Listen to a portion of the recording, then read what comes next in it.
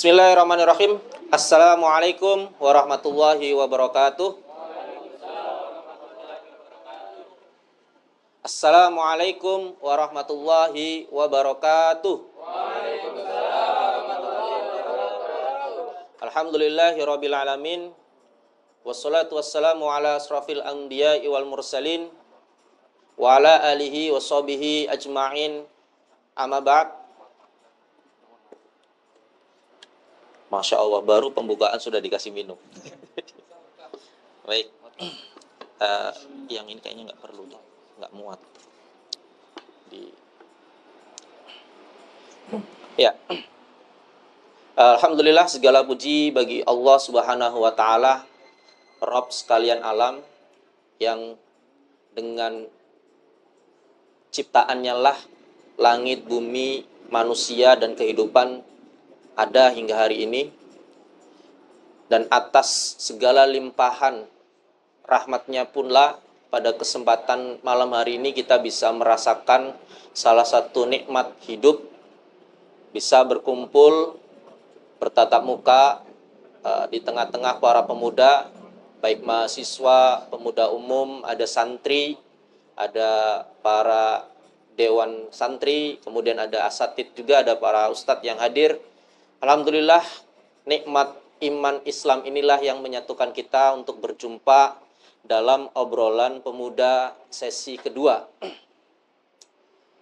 Insya Allah kita akan ngobrolin ini dengan pemateri yang insya Allah paham ya terkait isu gizi, karena beliau ini kita nanti akan membahas terkait dengan kenapa pemuda sekarang mudah sekali berpenyakit.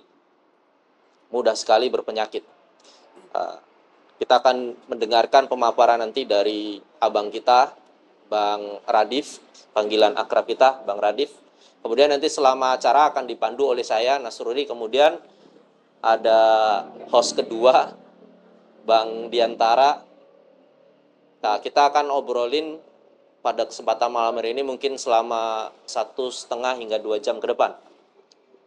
Jadi nanti dimohon untuk para peserta obrolan pemuda, abang-abang semua, kawan-kawan obrolan pemuda untuk bisa menyimak dan kita akan berdialog. Kita ingin banyak berdialognya daripada satu arah di depan. Itu ya. Nah, sebagai prolog kawan-kawan semua peserta obrolan pemuda pada malam hari ini, International Diabetes Federation mengeluarkan rilis riset bahwa di tahun 2024 ini ada sekitar 1,52 juta kawula muda, baik itu anak-anak maupun remaja, mengidap diabetes tipe 1. Diabetes tipe 1 itu adalah diabetes yang muncul pada range umur 0 sampai 15 tahun. Jadi bagaimana kejadiannya umur 0 sampai 15 tahun itu terkena diabetes ya, selain diabetes bawaan lahir. Jadi ada diabetes bawaan lahir, ada diabetes yang muncul disebabkan oleh pola konsumtif, pola makan. Ditambah dengan prediksi setiap tahunnya akan bertambah 201.000 orang yang mengidap diabetes gitu. Satu sisi yang paling mengenaskan bagi kita adalah penelitian yang dilakukan oleh Asosiasi Dokter Anak Indonesia atau Ikatan Dokter Anak Indonesia, Ikatan Dokter Anak Indonesia merilis 1 dari 5 anak-anak di dalam urinnya itu mengandung darah dan protein. Apa istilahnya nanti yang dibahas, istilah gizinya ya. Mengandung darah dan protein artinya apa? Lambung sebagai organ tubuh yang bertugas untuk mencerna seluruh protein, kemudian menyisihkan zat kimiawi berbahaya dan tidak, itu fungsinya berkurang. Sehingga protein-proteinnya keluar bersamaan dengan urin. Nah, artinya apa kawan-kawan peserta obrolan pemuda pada malam hari ini? Kita mengalami salah satu kondisi di mana 1 dibanding 5 anak-anak itu sejak dini sudah mengalami penyakit seperti itu. Maka tidak mungkin penyakit itu pun akan mengenai kepada kita. Gitu loh. Makanya pada kesempatan malam hari ini obrolan dan dialog kita akan membahas sejatinya itu bagaimana sih kehidupan kita sebagai kaula muda. Ya, terutama ketika negara Indonesia melalui keputusan dan arahan Presiden Joko Widodo mengatakan Indonesia 2045 itu disebut sebagai generasi Indonesia emas. Kenapa 2045 generasi emas? Karena populasi Indonesia di tahun 2045 diprediksi itu 319 juta. Dan mayoritasnya adalah yang berasal dari umur 20 tahun sekarang, 20 tahun ke depan berarti berumur berapa? 40-an tahun. Artinya orang 40 tahun itu produktif. Maka 2045 adalah bonus demografi dari tingkat fertilitas yang tinggi di tahun-tahun ini. Tahun 2020-an. Gitu. Jadi kaula remaja, pemuda yang lahir dan hidup di tahun 2024 itu diharapkan di 2045 itu menjadi generasi yang produktif. Tetapi kalau kenyataannya berpenyakit, lantas bagaimana 2045 akan menjadi negara yang adil, makmur, dan sejahtera? Atau yang kita sebut sebagai Indonesia emas. Nah, perspektif pertama nanti akan kita gali dari ahli gizi. Kemudian nanti mungkin akan ditambahkan host kita, karena host kedua kita itu ahli hukum, nanti akan mencoba untuk menelaah dan melihat bagaimana hukum undang-undang mengatur dengan konsumtif perdagangan. Karena mayoritas penyakit itu muncul dari pola konsumtif. Itu ya. Nah, kita langsung saja nih ngobrol sama Bang Radif panggilannya. Bang Radif silakan 20-30 menit untuk menyampaikan materinya, ya, menjadi trigger diskusi kita, dialog kita. Nanti akan dilanjutkan dengan kita berdialog dengan peserta. Silakan. Cek.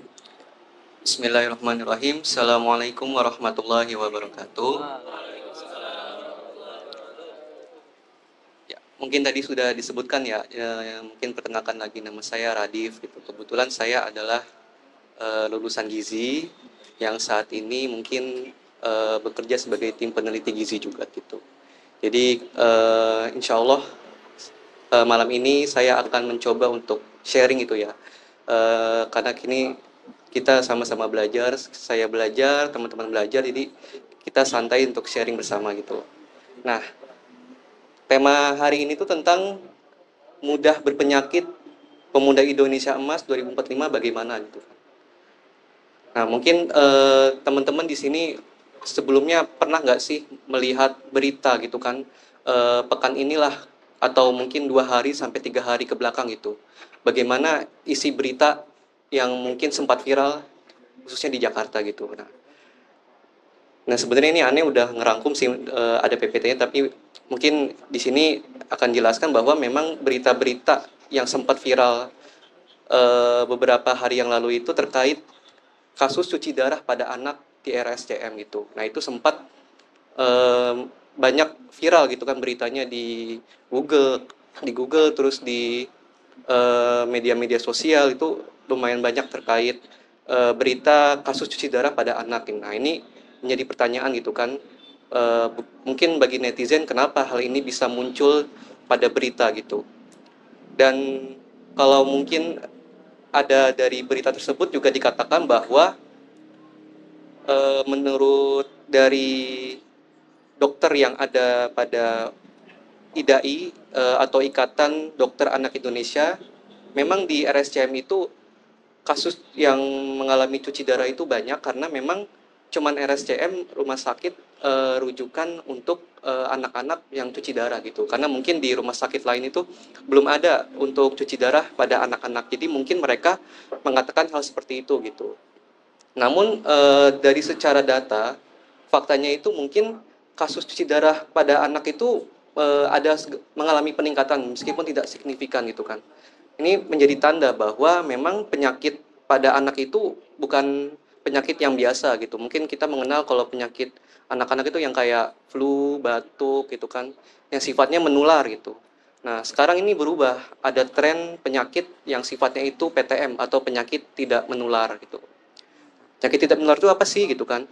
Nah, penyakit tidak menular itu contohnya eh, diabetes mellitus, terus hipertensi, kanker, terus jantung koroner dan lain-lain. Ini sifatnya itu nggak tidak menular. Jadi dikarenakan akibat gaya hidup dan pola makan dari individu gitu. Nah, mirisnya itu penyakit tidak menular ini yang biasanya dialami oleh kelompok dewasa atau lanjut usia, itu lansia, itu sekarang mulai dialami oleh kaum muda gitu. Bahkan anak-anak yang usianya itu masih SD gitu kan, SMP, itu sudah mulai banyak yang terkena penyakit ini gitu. Padahal mungkin kalau zaman sebelumnya gitu kan, mungkin zaman orang tua kita gitu kan, mungkin bisa tanya ke orang orang tua antum semua gitu kan, penyakit-penyakit kayak hipertensi, terus penyakit diabetes itu rata-rata yang ngalamin orang tua gitu, bapak-bapak atau ibu-ibu gitu. Sedangkan jarang sekali gitu kan dulu anak-anak yang terkena penyakit hal ini gitu. Nah, karena banyaknya penyakit tidak menular pada golongan kaum tersebut, akhirnya ini menjadi apa ya? Menjadi PR juga bagi pemerintah gitu kan. Bagaimana bisa nanti Indonesia yang katanya itu ada Indonesia emas tahun 2045 itu, yang merupakan gagasan Indonesia akan maju gitu kan. Nah, ini agak sulit gitu karena eh, menuju Indonesia emas ini ada fase di mana Indonesia itu akan menghadapi bonus demografi gitu. Sedangkan bonus demografi ini apa ya? Menitik beratkan pada kelompok muda untuk lebih bisa produktif itu. Sedangkan kalau misalnya kaum mudanya aja sudah sering sakit-sakitan kayak gini, bagaimana ke depannya gitu. Nah, ini menjadi apa ya? Menjadi ya, tamparan keras juga untuk kita, terus juga kepada pemerintah itu mungkin mereka bingung gitu gimana untuk Indonesia emas ini gitu.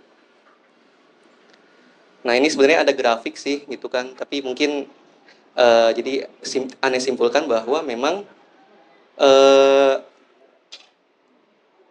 usia anak-anak yang sebenarnya itu dari usia 5 tahun gitu kan, 5 tahun tuh usia balita gitu ya, atau menuju sekolah gitu, 5 sampai 9 tahun, hingga usia 25 itu yang seharusnya usia tersebut itu penyakit itu sangat jarang gitu.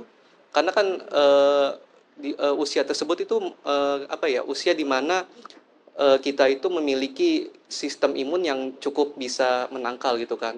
Terus juga kita aktif untuk berolahraga dan hal-hal lain yang bisa mencegah penyakit tersebut datang gitu. Namun di sini menurut data eh, kelompok penyakit umur di Indonesia tahun 2017 dikatakan bahwa mulai dari usia 5 tahun sampai 29 tahun itu penyakit tidak menular seperti diabetes, hipertensi, kanker itu sudah kian meningkat gitu.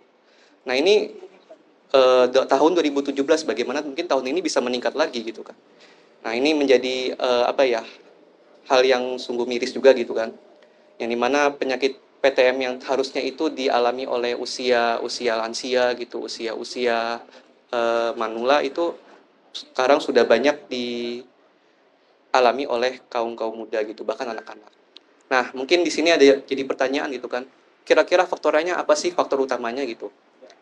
Eh, jadi dari yang aneh pahami gitu kan, mungkin aneh suka turun ke lapangan gitu kan, bertemu dengan masyarakat karena sekaligus pekerjaan aneh juga peneliti gitu kan. Dan memang gaya hidup jajanan masyarakat kita itu semakin hari itu semakin buruk gitu. Mungkin kita apa ya, nggak menyadari kalau misalnya makan makanan atau minuman kemasan gitu kan, kalau dibandingkan sebelumnya itu makin kesini makin banyak merek-merek minuman kemasan yang dijual di Indomaret atau di minimarket itu kan. Nah, itu mungkin dulu kita merasa kulkas dingin yang ada di minimarket itu cuma satu atau dua, sekarang mungkin tiga atau bahkan lebih gitu kan. Bahkan mungkin di minimarket tertentu menjual kopi gitu kan, terus juga menjual jajanan itu sekarang sangat banyak itu. Nah, ini tentunya menjadi apa ya? Menjadi pantangan juga buat kaum muda gitu kan, yang dimana kaum muda itu merasa sedikit-sedikit jajan gitu kan, terus kayak misalnya mau nongkrong paling ke kafe, atau misalnya mau kerja atau mengerjakan tugas ke kafe gitu. Terus misalnya sekarang mau WFH itu ke kafe gitu kan. Jadi sekarang itu apa ya, eh, bekerja atau nongkrong itu ya intinya buat ngopi atau ke kafe gitu intinya. Jadi intinya tuh gaya hidup kita semakin berubah gitu. Nah, ini tentunya eh, menjadi PR juga gitu kan bagi mungkin tenaga kesehatan gitu kan, bagi para promotor kesehatan, bahwa memang masyarakat ini perlu lebih banyak diedukasi gitu. Karena memang bagaimanapun gaya hidup dan faktor makanan ini bisa menjadi pemicu utamanya gitu. Dan ini sudah ada penelitiannya juga, memang prevalensi kasus diabetes pada anak itu meningkat 70 kali lipat gitu pada tahun 2023 gitu. Nah, ini sangat luar biasa tinggi ya, 70 kali lipat itu pada tahun lalu gitu. Nah, mungkin tahun sekarang kita nggak tahu, mungkin bisa meningkat lagi gitu kan. Dan ini juga tercatat ada 1.645 anak Indonesia mengalami diabetes mellitus dari seluruh wilayah gitu. Jadi ini lumayan banyak juga gitu. Ini bukan orang dewasa, tapi ini anak-anak gitu loh. Yang harusnya mereka tuh terbebas dari penyakit, atau mungkin kalau kena penyakit ya penyakit yang sifatnya menular, misalnya infeksi karena flu, atau infeksi karena mungkin virus yang sifatnya itu bisa apa ya, sembuh kembali gitu. Nah, kalau sifatnya yang mungkin penyakit tidak menular ini agak berat juga gitu kan untuk anak. Makanya nggak heran gitu kenapa ada banyak anak-anak yang melakukan cuci darah gitu di rumah sakit, karena organ-organ mereka misalnya ginjal udah rusak gitu kan, karena terpapar dari makanan-makanan tidak sehat itu. Nah, ini juga sebenarnya ada penelitiannya juga, yang dimana diabetes itu lebih berkembang cepat pada remaja dibanding orang dewasa atau lansia. Jadi mungkin kalau orang dewasa gitu kan, teman-teman mungkin tahu kalau orang dewasa itu misalnya kena diabetes, dia minum obatnya itu metformin itu. Metformin itu kan. Kalau di orang dewasa itu minum metformin itu bisa kembali turun lagi gula darahnya gitu. Tapi kalau untuk yang remaja dan anak-anak ini menurut penelitian ya, ini lebih susah gitu untuk bisa disembuhkan. Bahkan mereka harus insulin gitu. Yang dimana insulin itu kan lumayan berat juga gitu kan. Dan eh, akhirnya merasa metformin itu tidak ampuh lagi bagi mereka gitu. Nah, terus mungkin ada pertanyaan, kira-kira minuman atau makanan apa sih yang bisa meningkatkan penyakit diabetes itu? Nah, mungkin Ane punya contohnya gitu ya. Mungkin ini bukan mendiskreditkan merek tertentu ya. Iya. Nah, ini mungkin Ane melihat dari nutrition fact gitu kan. Yang dimana pasti teman-teman juga suka melihat gitu kalau makanan ada informasi nilai gizinya atau nutrition fact-nya gitu. Nah, di sini dikatakan bahwa memang dalam satu sajiannya itu 250 mili ya. Nah, dalam satu sajian ini itu terdapat gulanya 23 gram itu. Yang dimana 23 gram itu bukan angka yang kecil, bukan itu. Karena menurut Permenkes itu batasan konsumsi gula per harinya itu maksimal 50 gram dalam sehari gitu. Jadi kalau misalnya dalam satu minuman itu aja sudah 23 gram gitu kan, belum makanan lain, misalnya dari makanan pagi, sarapan, cemilan, terus juga minum-minuman lainnya, misalnya ngopi atau lain-lain, itu bisa jadi lebih dari batas hariannya 50 gram itu. Apalagi pada anak kecil gitu, karena anak kecil mungkin kebutuhan gulanya nggak lebih banyak dibanding orang dewasa, bahkan mungkin dia jauh lebih kecil daripada orang dewasa gitu. Nah, dengan tadi produk tadi itu mungkin itu kan biasa dikonsumsi sama anak-anak ya gitu kan, karena mungkin dari warnanya menarik, terus juga dari sajiannya ini sajiannya ini buat kesehatan gitu, intinya kesehatan anak-anak gitu kan. Nah, itu tentunya menjadi warning gitu harusnya buat para kaum muda bahwa makanan atau minuman-minuman tertentu itu harusnya jangan diminum gitu, harus dicegah gitu. Gitu. Nah ini mungkin jadi ada batasan konsumsi sebenarnya dalam sehari itu. Jadi dari Permenkes itu ada batasan konsumsi gula, garam, sama lemak gitu. Jadi kalau gula itu maksimal 50 gram dalam sehari, terus garam itu sekitar 2000 miligram, dan lemak itu 72 gram atau 5 sendok makan. Jadi minyak atau lemak itu juga ada batasannya juga gitu selain gula. Nah, lalu bagaimana dengan Indonesia Emas tahun 2045 ini? Jadi pertanyaan itu kan. Nah, mungkin sejauh ini solusi dari pemerintah gitu kan terkait kebijakan itu baru pada Permenkes nomor 63 tahun 2015 tentang pencantuman informasi gula, garam, dan lemak yang tadi sudah saya sampaikan itu. Nah, lalu bagaimana gitu kan kalau hanya sekedar kebijakan yang sifatnya itu menyajikan bahwa batasan tersebut harus dipatuhi oleh masyarakat gitu. Nah, tentunya ada juga kebijakan pemerintah lain yang sebenarnya ini sudah mulai dicanangkan dari tahun ini itu kan. Bahkan dari tahun 2020 gitu. Tapi mungkin tahun 2024 ini sedang lagi digembor-gemborkan gitu. Yakni kebijakan bea cukai MEDK atau minuman berkemasan yang manis gitu. Nah, ini sedang digembur-gemburkan tahun ini gitu. Dan beberapa kali juga saya sempat menghadiri forum-forum yang diadakan oleh misalnya dari CISDI, dari Kemenkes itu terkait cukai minuman manis ini gitu. Nah, kenapa cukai minuman manis ini penting gitu kan? Dan kenapa harus minuman manis itu? Nah, pertama mungkin karena remaja atau kaum muda itu sifatnya merasa suka penasaran gitu kan, misalnya sama minuman kemasan yang menarik itu gampang merasa penasaran, akhirnya dicobain. Terus juga mungkin ada yang sudah merasa enak dan jadi ketagihan gitu, karena ada juga namanya juga ketagihan karena gula gitu. Gula ini sifatnya memang bisa bahaya juga buat tubuh karena bisa memberikan efek menagih gitu untuk tubuh. Terus juga mungkin ada yang merasa harga-harga minuman tadi itu yang saya tunjukkan itu nggak mahal gitu kan, murah gitu kan. Jadi akhirnya banyak juga kaum muda, baik itu kaum menengah atau kaum atas atau menengah ke bawah juga banyak yang membeli itu. Nah, kebijakan cukai MBTK ini sebenarnya sudah banyak dilakukan di negara-negara lain gitu. Misalnya di Inggris, di Thailand, terus di Brazil gitu kan. Itu sudah banyak disahkan di negara tersebut dan memang bisa mengurangi prevalensi obesitas, terus juga bisa menurunkan berat badan, terus juga mencegah terjadinya diabetes pada kaum muda gitu. Jadi memang Indonesia ini melihat juga dari negara-negara lain. Kira-kira kenapa sih cukai MBDK ini bisa disahkan gitu kan di negara-negara tersebut itu. Nah, namun hingga saat ini belum terrealisasi gitu untuk kebijakan tersebut gitu. Nah, yang menjadi pertanyaan itu,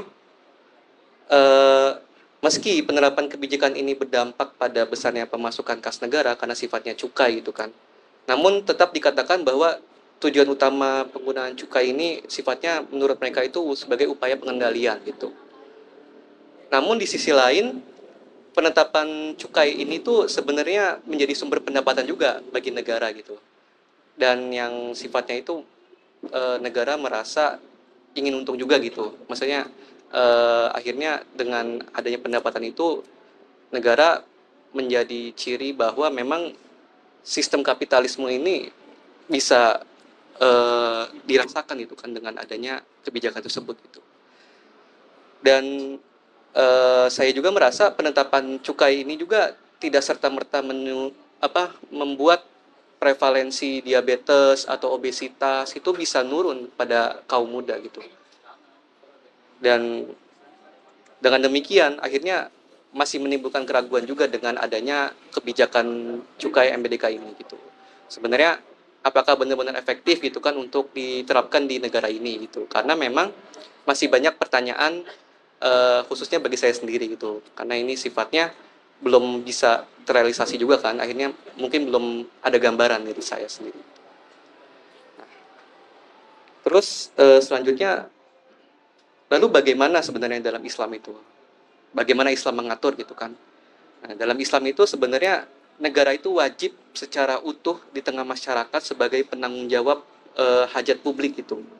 Terutama menjamin pemenuhan kebutuhan gizi, terus juga menyediakan pangan yang bergizi dan sehat bagi masyarakatnya gitu. Jadi sebenarnya eh, negara gitu yang harusnya apa ya, yang harusnya bertanggung jawab untuk kemakmuran rakyatnya gitu, bukan rakyatnya yang disuruh eh, apa menghadapi cukai minuman manis ini yang sebenarnya belum tentu mereka bisa apa menurun prevalensi penyakit diabetesnya gitu. Nah, negara juga harusnya bertanggung jawab memastikan semua pangan yang beredar di tengah masyarakatnya ini halal dan thayyib gitu kan. Jadi makanan kan nggak harus yang ini ya, makanan tuh nggak cuma halal aja gitu, tapi harus juga thayyib gitu, yang dimana itu bisa menimbulkan keberkahan bagi kita gitu, yang bisa memberikan efek sehat, yang bisa memberikan efek sifatnya yang produktif, yang bukan menjadi sakit gitu. Harusnya negara bisa menjamin itu hal itu semua gitu. Nah, kebijakan yang diambil dalam rangka memenuhi urusan umat akan mementingkan kebutuhan umat, bukan konglomerat seperti saat ini gitu. Jadi arah pengelolaannya itu bukan semata mengejar pertumbuhan ekonomi, tapi berkaitan dengan jaminan pemenuhan pangan bagi seluruh rakyat gitu. Jadi sifatnya itu ya adil, semua rakyat baik yang atas, menengah atau bawah itu semuanya bisa diprioritaskan oleh negara gitu. Nah, negara akan melakukan upaya menyeluruh dan mendasar untuk mencapai derajat kesehatan yang prima, baik melalui pembuatan kebijakan yang tentunya sifatnya itu komprehensif gitu dan bisa apa ya, sifatnya memang bisa dipatuhi oleh masyarakat gitu. Nah, mungkin itu saja dari saya gitu kan. Jadi mungkin itu sifatnya sharing gitu ya. Kalau misalnya ada yang ingin disampaikan boleh. Terima kasih. Assalamualaikum warahmatullahi wabarakatuh. Ya, terima kasih Bang Radif nih pemaparan terkait kajian ilmiah beliau. Ya, karena memang background sebagai peneliti, maka berbicaranya tidak ngalor ngidul. Ada poin-poin apa yang harus disampaikan. Nah, kita tadi sudah mendengarkan poin dari Bang Radif ini bahwa terjadi peningkatan ya prevalensi diabetes dan cuci darah pada anak-anak. Sebenarnya makan ataupun minum yang mengandung kadar gula itu tidak menjadi masalah karena gula juga itu menjadi salah satu hak tubuh untuk digunakan sebagai tenaga. Tapi yang menjadi masalahnya itu adalah ketika banyaknya konsumsi gula ya tidak berbanding dengan banyaknya gerak. Jadi remaja-remaja sekarang, pemuda-pemuda sekarang itu minumnya gula, makanannya manis, tapi geraknya dikit. Maka yang terjadi itu adalah diabetes di hadapan mata, obesitas di depan mata. Ya kan? Penyakit akhirnya berkumpul. Kalau penyakit sudah berkumpul, ya, itu bukan malah menjadi lebih semangat untuk sembuh, tapi menjadi hopeless. Menjadi hopeless. Akhirnya malah semakin menjadi-jadi untuk tidak ada aktivitas geraknya kan. Itu maka salah satu kunci adalah bagaimana kita melihat angka diabetes yang meningkat, cuci darah yang meningkat ini bukan semata-mata masalah makanan minuman yang berbahaya, tetapi masalah pemikiran kita. Itu yang pertama. Yang kedua adalah bagaimana masalah ini itu bukan masalah personal, tapi telah menjadi masalah komunal dan masalah sistemik.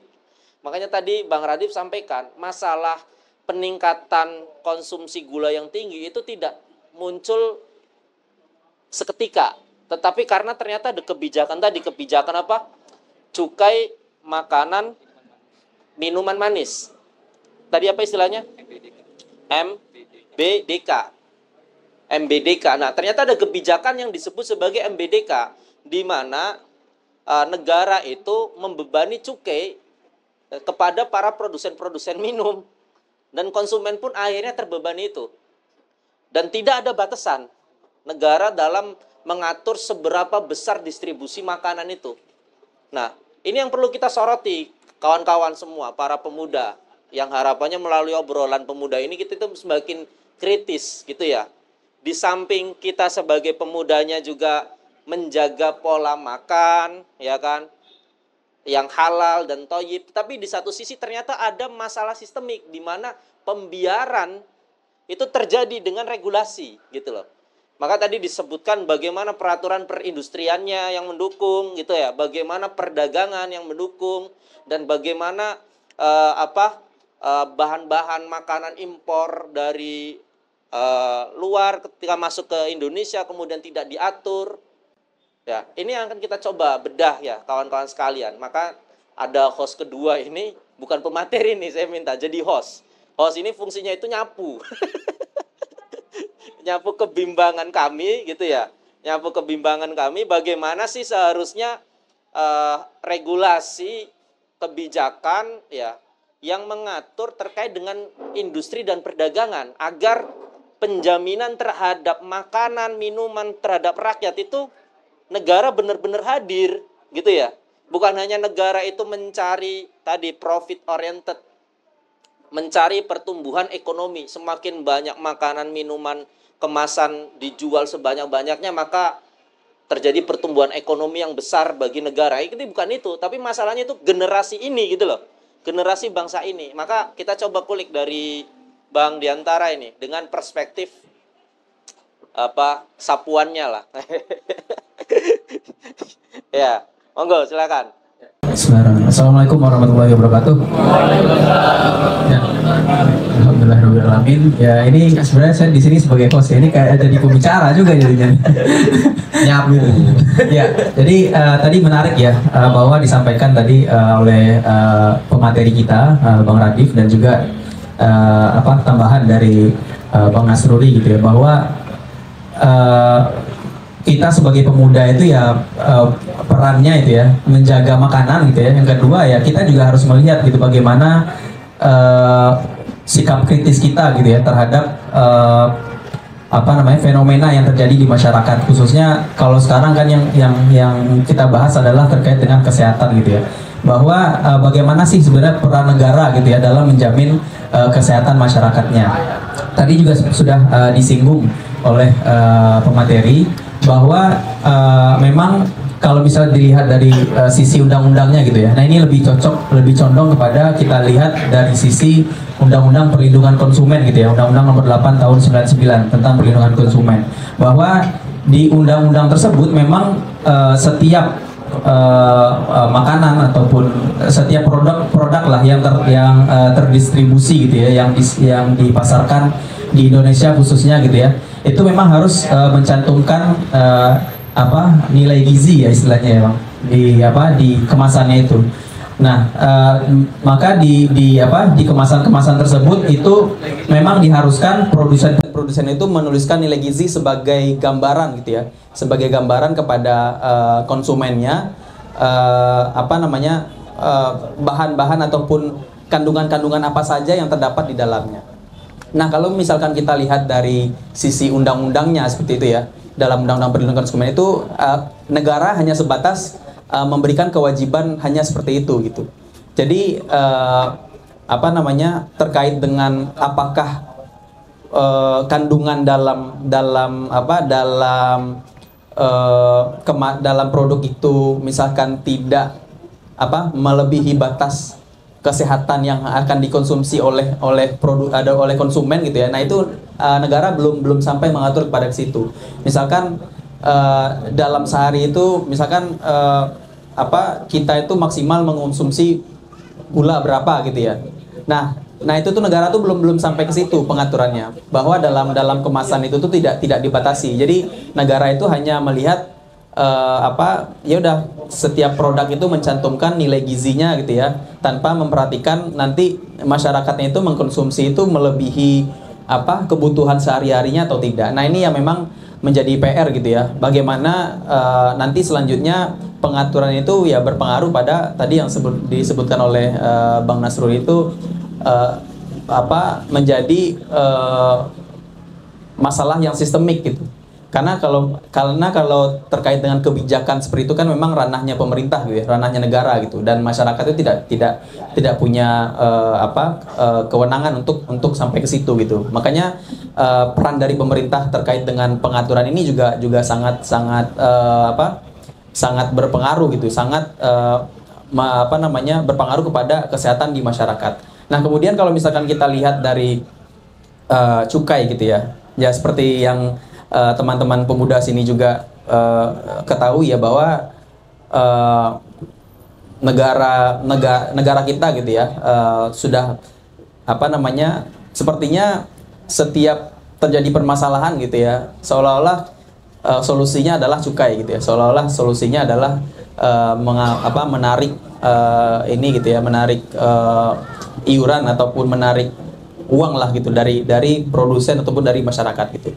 Cuman memang tadi seperti yang disampaikan bahwa ketika terjadi permasalahan seperti ini gitu ya, banyaknya anak-anak yang diabetes mellitus gitu kan, karena konsumsi mungkin dari umur 0 sampai 6 bulan mereka sudah diberi susu formula gitu ya. Dimana di susu formula itu gulanya itu itu sudah mungkin bisa melebihi kebutuhan dari si bayi itu sendiri gitu. Sehingga ketika si bayi itu diberikan susu formula dari 0 sampai 6 bulan, kemudian dari 6 bulan sampai 12 bulan, 12 bulan sampai 2 tahun gitu kan. Nah, itu konsumsi gulanya itu berlebihan, dan ketika umur di atas 3 tahun atau 5 tahun gitu ya, mereka ya bisa tadi seperti yang disampaikan pemateri kita gitu, bahwa bisa jadi nanti dia kena penyakit diabetes gitu kan, karena konsumsi gula dari umur baru lahir mereka sudah diberikan konsumsi gula seperti itu.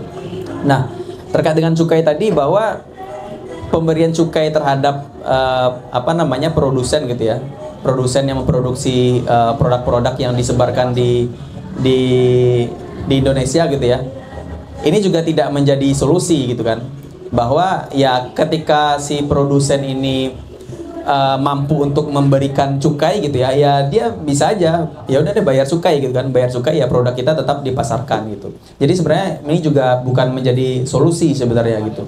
Bagaimana pemerintah itu atau negara kita itu menjamin gitu ya, menjamin dan membatasi membatasi produsen untuk bagaimana melindungi konsumen atau masyarakat itu terbebas dari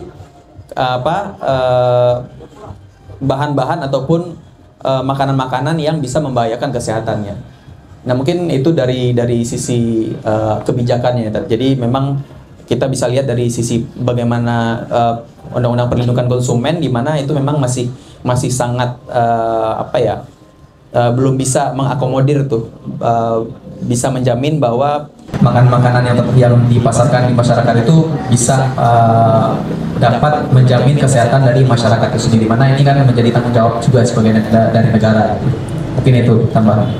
Ya, memang sangat dilematis kawan-kawan sekalian berkaitan dengan kasus gizi, kemudian kelebihan gula ini itu dilematis. Dilematisnya itu yang pertama, memang secara tadi disampaikan sosialisasi dan edukasi terhadap warga, seberapa banyak sih setiap hari konsumsi gula itu tidak didapatkan oleh semua kalangan gitu. Itu yang pertama. Kemudian yang kedua adalah bagaimana memastikan distribusi seluruh makanan dan minuman yang ada di negara itu benar-benar atas asas masolihul ummah, kemaslahatan umat, kemaslahatan rakyat, bukan sebatas maslahah bagi kapitalis, maslahah bagi pemilik industri, maslahah bagi produsen-produsen minuman. Tapi bagaimana memastikan semua produsen yang bergerak di bidang makanan minuman ini semuanya itu tunduk taat pada regulasi. Dan ini peran negara yang kuat. Kalau negara mempunyai prinsip bahwa maslahah umat baik kesehatan, ya kemudian pendidikan, keamanan, pangan gitu ya, papan, itu terpenuhi semua, maka tidak ada isu-isu lagi bagaimana negara itu mengedepankan cukai atas isu gizi lebih tinggi daripada mengedepankan bagaimana generasi bangsa 20 tahun ke depan, ya ketika bangsanya, rakyatnya saat ini yang umur-umur balita, remaja, pemuda itu sudah banyak yang terpapar penyakit. Nah, perspektif ini yang harus kita bangun. Setuju nggak? Itu. Karena kalau perspektif pembangunannya berdasarkan nilai pertumbuhan ekonomi saja, maka yang dipilih tadi seperti Bang Radif sampaikan, dipilih ya langkahnya pembebanan cukai atau peningkatan pajak penghasilan atas kegiatan produksi oleh pabrik-pabrik. Kan gitu. Karena dari sana perspektifnya. Tapi kalau perspektifnya dari kemaslahatan rakyat, umat, mungkin negara akan memberikan aturan bahwa bagaimana makanan minuman itu tidak menjadi penyakit untuk rakyatnya. Apalagi kawan-kawan sekalian, sekarang itu masuk pada perang kuliner. Culinary war. Ini nanti mungkin kita akan diskusi culinary war ya, sebagai satu entry point. Culinary war ini ternyata Indonesia itu menjadi salah satu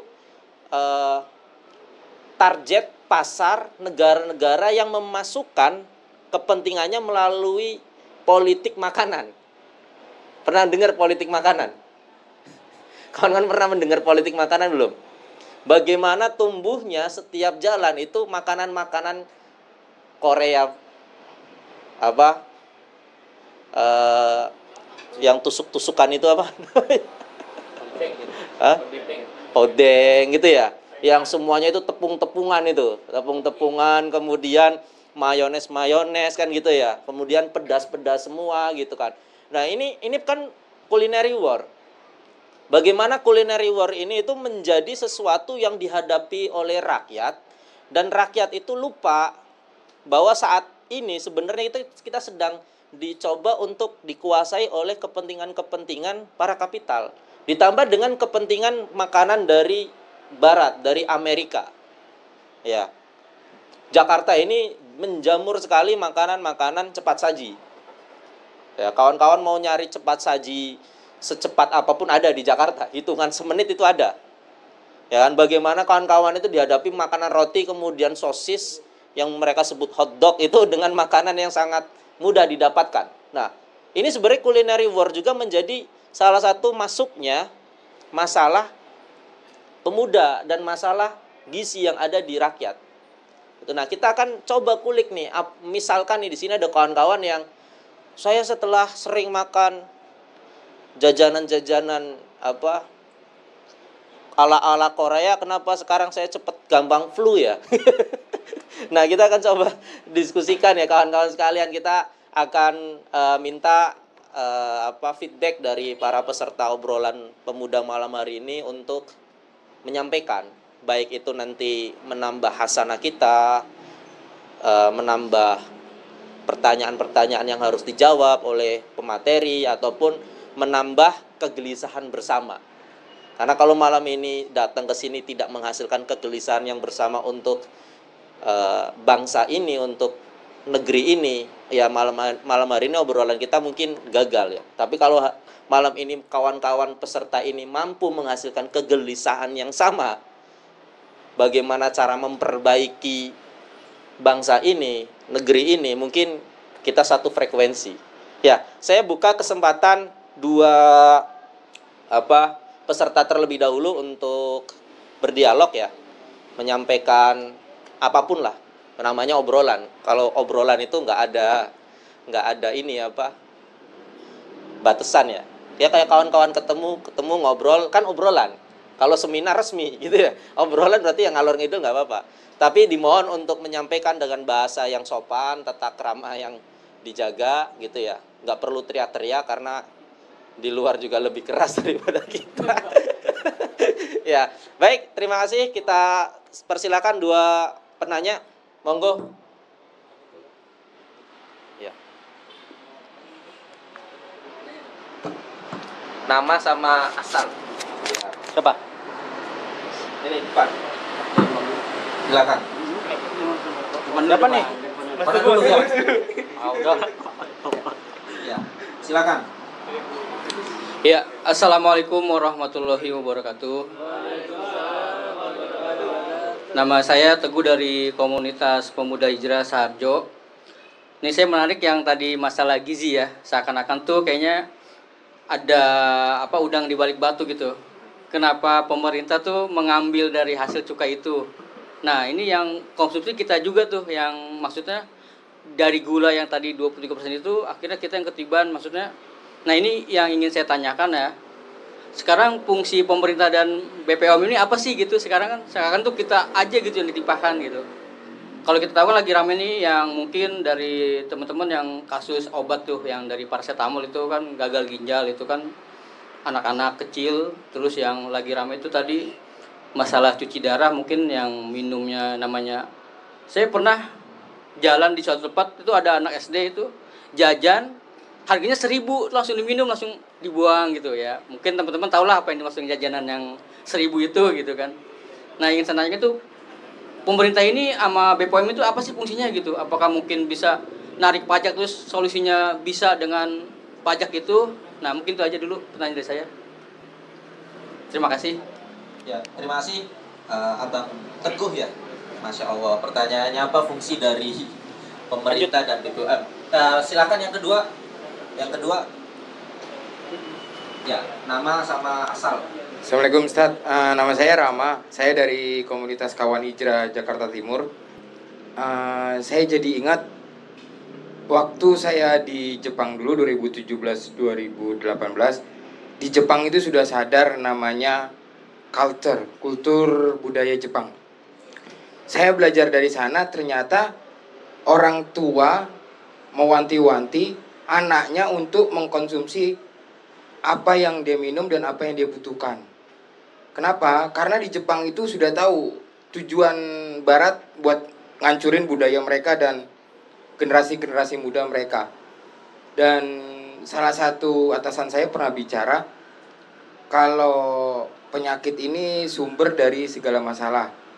Jadi analoginya gini, saya pernah dengar, kalau kamu sering banyak makan, kamu gemuk. Kalau kamu gemuk, kamu diabetes. Kalau kamu diabetes, kamu miskin. Lalu kamu mati. Bagaimana peran pemuda saat ini untuk merubah culture orang Indonesia supaya nggak terus-terusan habit mengkonsumsi yang dia tidak butuhkan dan nggak semuanya yang sehat itu mahal. Bahkan yang sehat juga ada yang murah. Gimana cara merubah habit anak-anak sekarang? Masih tak? Baik, terima kasih nih dua dialog ya muncul. Yang pertama tadi berkaitan dengan fungsi pemerintah dan BPOM mengatur regulasi mengatur makanan minuman ini. Apakah terlalu slow gitu ya? Atau seperti apa? Kemudian yang kedua tadi, bagaimana Jepang? Memang ini kalau orang pelaku di Jepang berapa tahun, Bang?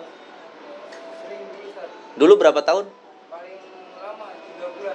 3 bulan bolak-balik ya. Masya Allah, traveler ini beliau ini. Kalau orang traveler itu berarti ya pengalamannya banyak lah daripada kami yang di depan, karena kami travelernya pakai travel itu. Baik, mungkin dari siapa ya? Regulasi itu dari Bang Didi aja deh. Ya, Bang Didi kan host tapi perspektif.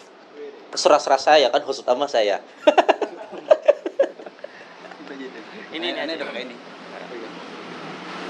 Ya, seperti yang terima kasih pada Bang yang sudah mengajukan pertanyaannya. Apa namanya ya terkait dengan regulasi ya dan fungsi pemerintah gitu ya. Sebenarnya dari pemerintah itu sendiri ya terkait dengan pengaturan makanan gitu ya. Ya mereka pemerintah sendiri itu ya belum mengatur terkait dengan hal-hal yang berkaitan sampai kepada teknis ataupun membatasi produk-produk yang tersebar di masyarakat. Artinya selama itu tidak mengandung bahan berbahaya gitu ya. Karena memang gula ini bukan bukan bahan berbahaya gitu kan. Memang gula ini sudah juga dibutuhkan gitu untuk tubuh gitu, karena itu sebagai sumber energi gitu kan. Cuman lebih kepada bagaimana gula ini dikonsumsi oleh masyarakat itu tidak berlebihan. Nah, itu memang pemerintah tuh belum sampai ke situ pengaturannya. Jadi memang di BPOM gitu ya, sebagai badan pengawas gitu ya, obat dan makanan gitu. Ya mereka belum sampai ke situ pengaturannya. Dan sebenarnya kalau misalkan kita lihat dari sisi Islam gitu ya, karena memang kita sebagai Muslim gitu ya, kalau harus melihat juga bagaimana dari perspektif Islam itu sendiri mengatur gitu, bahwa memang kontrol gitu ya, kontrol terhadap kesehatan itu tidak hanya pada batas individu gitu. Jadi memang dalam Islam itu kontrolnya berlapis-lapis gitu ya, individu, kemudian keluarga, seperti yang disebutkan oleh penanya kedua tadi siapa namanya? Bang Ahmad ya. Ya, bahwa keluarga itu juga berperan penting gitu. Bagaimana untuk memelihara kesehatan gitu. Kemudian dari keluarga naik ke masyarakat gitu ya, masyarakat. Nah, dari masyarakat naik ke pemerintah atau negara. Nah, makanya di sini memang negara itu perlu juga gitu mengatur bagaimana dan menjamin bahwa produk-produk yang dipasarkan di masyarakat itu memang harus dikontrol gitu ya, bagaimana tidak membahayakan masyarakatnya. Nah memang kalau misalkan kita lihat dari kebijakannya ataupun fungsinya, tadi ditanyakan apa sih sebenarnya fungsi dari BPOM? Ya fungsinya ya untuk mengawasi gitu, terutama kalau dalam hal ini tidak bahwa produk-produk yang tersebar di masyarakat itu tidak memiliki atau tidak mengandung bahan-bahan berbahaya. Nah kalau misalkan kita lihat dari perspektif itu memang tugasnya sudah dijalankan gitu. Ya gula itu bukan bahan berbahaya gitu kan. Cuman memang belum sampai kepada apakah konsumsi gula dengan kemasan satu botol ini dengan gula yang 25 gram tadi itu ya, dengan 500 mili atau berapa mili gitu ya, 250. 250 mili tapi gulanya udah 25 gram gitu. Nah ini harusnya juga pemerintah melihat gitu, dengan konsumsi minuman 250 mili yang hanya sebotol itu, gulanya itu udah 25 gram. 25 gram itu mungkin 1 sendok makan ya, atau berapa sendok makan itu 25 gram itu. Jadi bayangkan saja dengan kita konsumsi sehari satu botol itu 25 gram, sementara kebutuhan gula kita sehari itu maksimal berapa gitu. Belum kita konsumsi nasi gitu kan, atau sumber-sumber energi lain yang punya gula juga. Nah itu bagaimana gitu. Jadi memang belum sampai ke situ pengaturan kebijakan dari pemerintah Indonesia itu sendiri gitu. Jadi mungkin dari sisi perspektif kebijakan pemerintah atau aturannya ya seperti itu. Ya baik, mungkin tidak memuaskan tapi setidaknya menjadi awalan ya, agar dialektika pikiran itu semakin berjalan. Karena kalau semalam ini dipuaskan itu, ya besok ngapain? Udah puas, tinggal tidur kan kalau udah puas, gitu kan. Nah, maka pertanyaan kedua Bang Radif nih, bagaimana cara membuat pemikiran-pemikiran seperti di Jepang, bahwa makanan yang berlebihan, tadi ada istilah makan banyak gemuk, sakit, jatuh miskin, mati kan gitu. Itu perspektif pemikiran yang ini nih yang simple tapi menusuk, karena orang-orang yang tidak beriman takut mati. Salah satu asal muasal mati itu kebanyakan makan ya. Nah ini perspektif membuat pemikiran generasi muda itu seperti apa? Silakan. Ya, terima kasih atas pertanyaannya. Ini pertanyaan luar biasa nih. Jadi bagaimana cara mengubah culture gitu. Nah mungkin seperti yang kita tahu ya, kalau orang Jepang tuh dari dulu terkenal disiplinnya kan gitu kan. Mau dia pergi atau dia melakukan hal sesuatu itu semuanya serba disiplin itu. Nah itu mungkin memang udah menjadi menjadi bahan bagi mereka, attitude bagi mereka dari kecil gitu kan, diajarkan seperti itu. Hal-hal apapun harus disiplin gitu, termasuk makan aja yang sifatnya itu santai gitu kan, mereka disiplin itu. Nah ini mungkin memang dari individunya perlu dirubah gitu kan. Bagaimana kita harus bisa mengikuti juga perilaku yang dilakukan oleh orang-orang Jepang tersebut gitu. Dan mungkin di Islam juga diajarkan gitu kan, bagaimana kalau kita itu makan nggak berlebihan gitu, makan sebelum kenyang, dan sifatnya itu secukupnya kalau makan itu menjadi setidaknya menjadi pedoman bahwa memang kita tuh setiap kita makan atau ngemil itu secukupnya aja, nggak usah berlebihan gitu. Kalau misalnya nih antum udah makan nasi nih, ya udah nggak usah misalnya setelah itu makan lagi beberapa jam kemudian yang sifat itu berat itu. Kalau bisa jangan berlebihan itu. Jadi harus diatur gitu, dalam sehari itu 3 kali makan, 2 kali selingan gitu, pagi, siang, sama malam, dan 2 kali makan cemilan itu. Jadi itu bisa dilatih sih, bisa dilatih dari kita sendiri, kita individu sendiri gitu, makan itu secukupnya gitu. Rasulullah juga kan kayak mengajarkan mungkin ya makan juga tidak berlebih gitu kan, berhenti sebelum kenyang gitu. Dan mungkin itu sih, sama mungkin menambahkan tadi yang pertanyaan pertama gitu kan, yang terkait fungsi BPOM itu sebenarnya beberapa kali saya menemukan hal yang sifatnya itu kecolongan gitu. Jadi ada beberapa produk tertentu yang dia mengklaim ini low sugar gitu kan, atau rendah gula.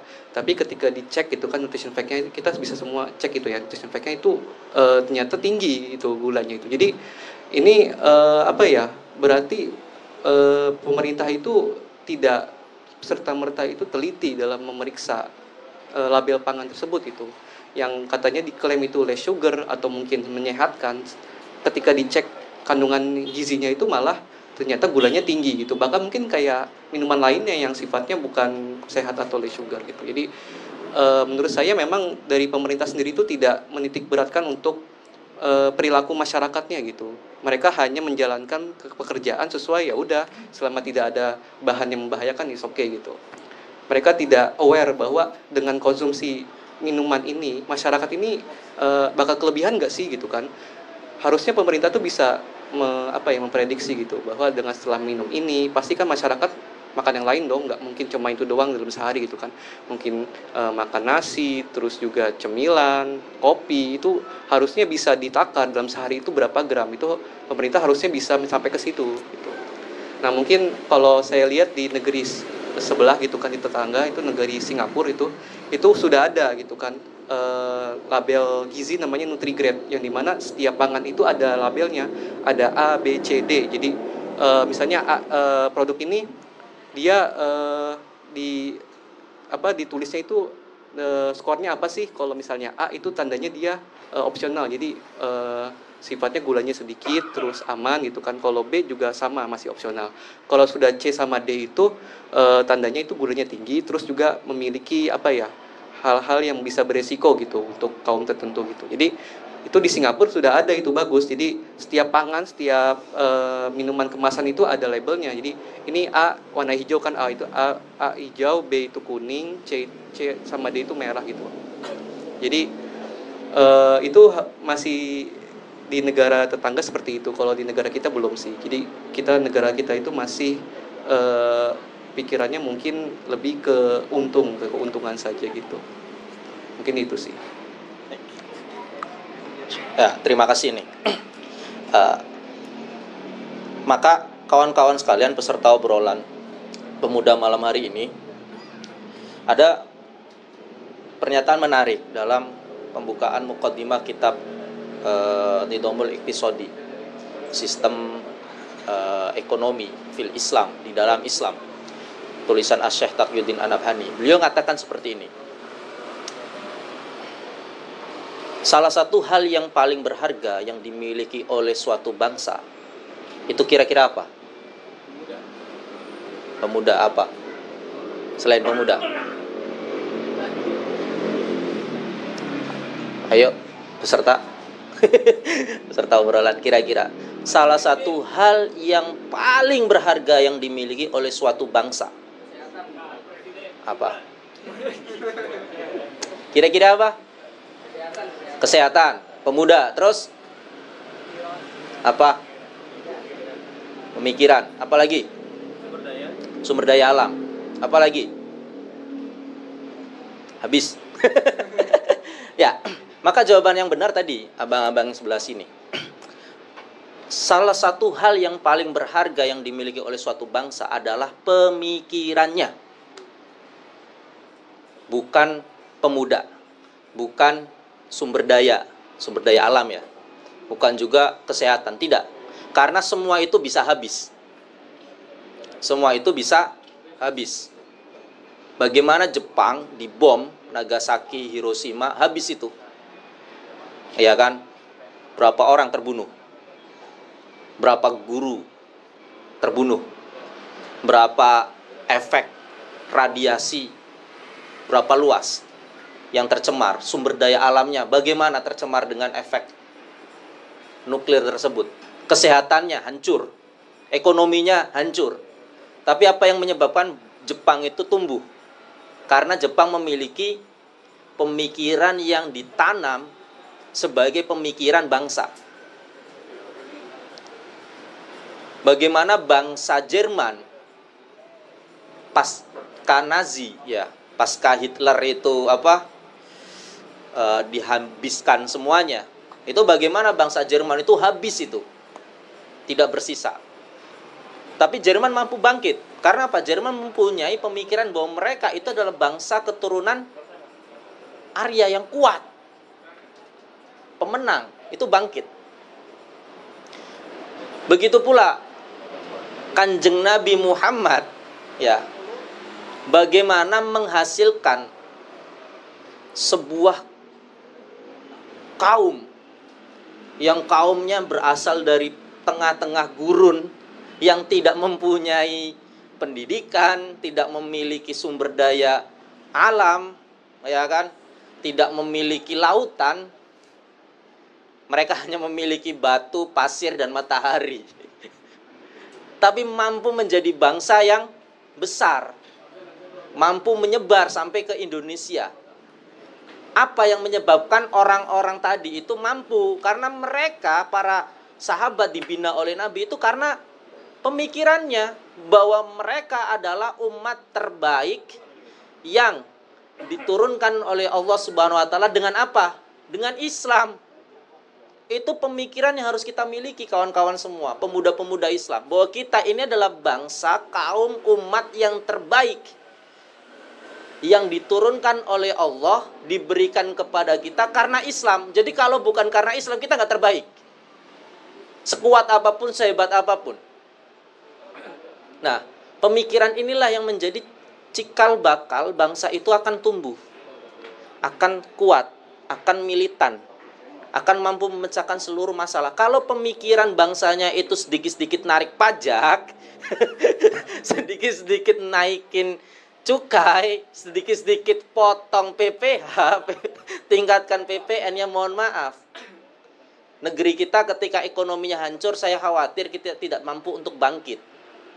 Karena mengandalkan hitung-hitungan berdasarkan ekonomi semata. Apalagi kata Syekh Taqiyuddin An-Nabhani, di dalam Muqaddimah dilanjutkan oleh beliau, bangsa yang memiliki sumber daya alam yang banyak, ketika mereka tidak memiliki pemikiran yang kuat dan sumber daya alam itu habis, maka mereka akan menjadi bangsa yang bodoh kembali. Bangsa yang hancur, yang bodoh kembali. Artinya apa? Kalau sudah habis, sudah. Nah, pertanyaannya kira-kira, kawan-kawan pemuda malam hari ini nih yang hadir di obrolan pemuda, kita ini termasuk bangsa yang mana yang nilai kita miliki itu apa? Apakah pemikirannya ataukah kita sangat bergantung pada sumber daya alam belaka? Maka kalau sumber daya alam belaka ya kita habis 190 tahun konsensi disahkan. Orang luar asing bisa menguasai tanah selama 190 tahun itu sudah nggak make sense gitu loh.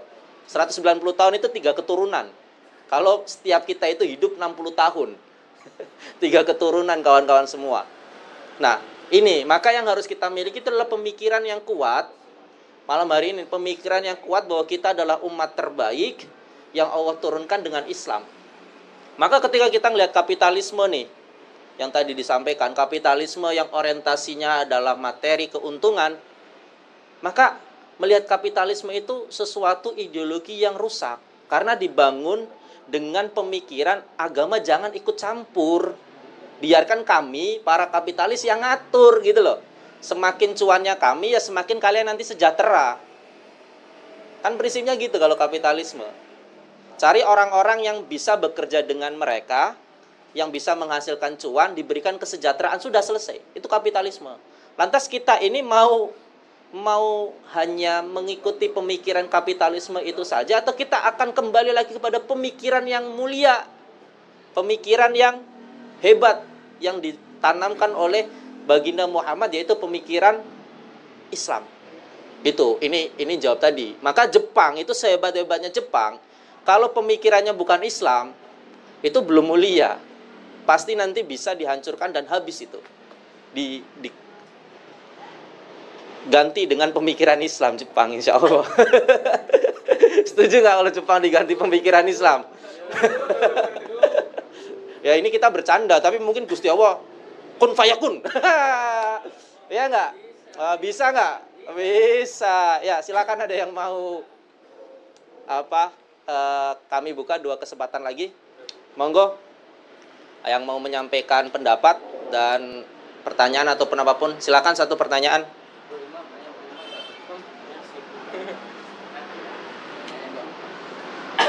Silakan. Nanti ntar lu, ini dulu. Bismillah. Assalamualaikum warahmatullahi wabarakatuh. Terima kasih Abang Host untuk kesempatannya. Baik, tadi Bang Host satunya lagi. Nama. Oh iya, betul. Saya Hadzik dari Palmerah. Oke. Ya tadi Abang Host satunya lagi sempat nyinggung tentang bayi dan susu formula ya.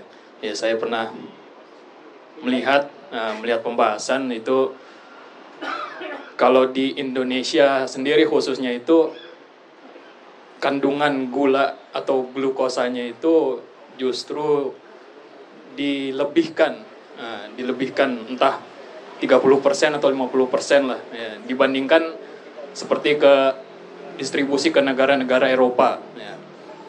Nah kalau melihat fakta seperti ini ya, kita sepertinya nggak perlu menunggu anak usia belasan tahun, tapi dari bayi itu udah memang seolah-olah disetting untuk penyakitan ya. Jadi memang aneh sekali gitu ya. Dan lebih dahsyatnya lagi mungkin di daftar nutrisinya itu mungkin gula itu dibikin bisa jadi 0%, 0 miligram lah. Tetapi di kandungan ingredients-nya ya kan, ternyata banyak senyawa-senyawa yang itu ya glikosa, glukosa, yang semuanya itu ya senyawanya gula semua ya kan. Walaupun nggak manis, makanya susu bayi itu nggak ada yang manis ya kan. Nah berarti kalau seperti ini, apakah memang sebetulnya bukan hanya pembiaran, tetapi apakah ini semua layak untuk dikatakan bahwa khususnya di negeri kita ini memang disetting untuk penyakitan ya, disetting ya. Itu baru dari sisi nutrisi doang ya. Belum dari sisi pemikiran. Kalau kita ingat di dalam Islam itu ada namanya solusi. Kalau seorang ibu tidak bisa menyusui anaknya, ada solusi lain, yaitu menyusui oleh ibu yang lain, ya kan? Maka di dalam Islam itu ada namanya saudara sepersusuan. Nah ini sementara di Indonesia yang katanya mayoritas Islam, ya kan, yang dikatakan sangat religius tapi hobinya judi online. Nah ini nggak ada yang kepikiran sama sekali. Memang entah kenapa sengaja dibentuk seperti solusinya itu kalau nggak bisa nyusuin ya susu formula ya.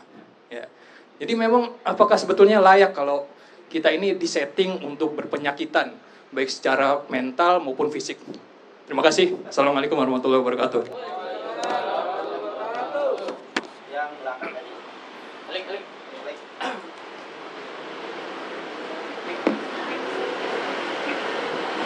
Mikrofon kita tolong.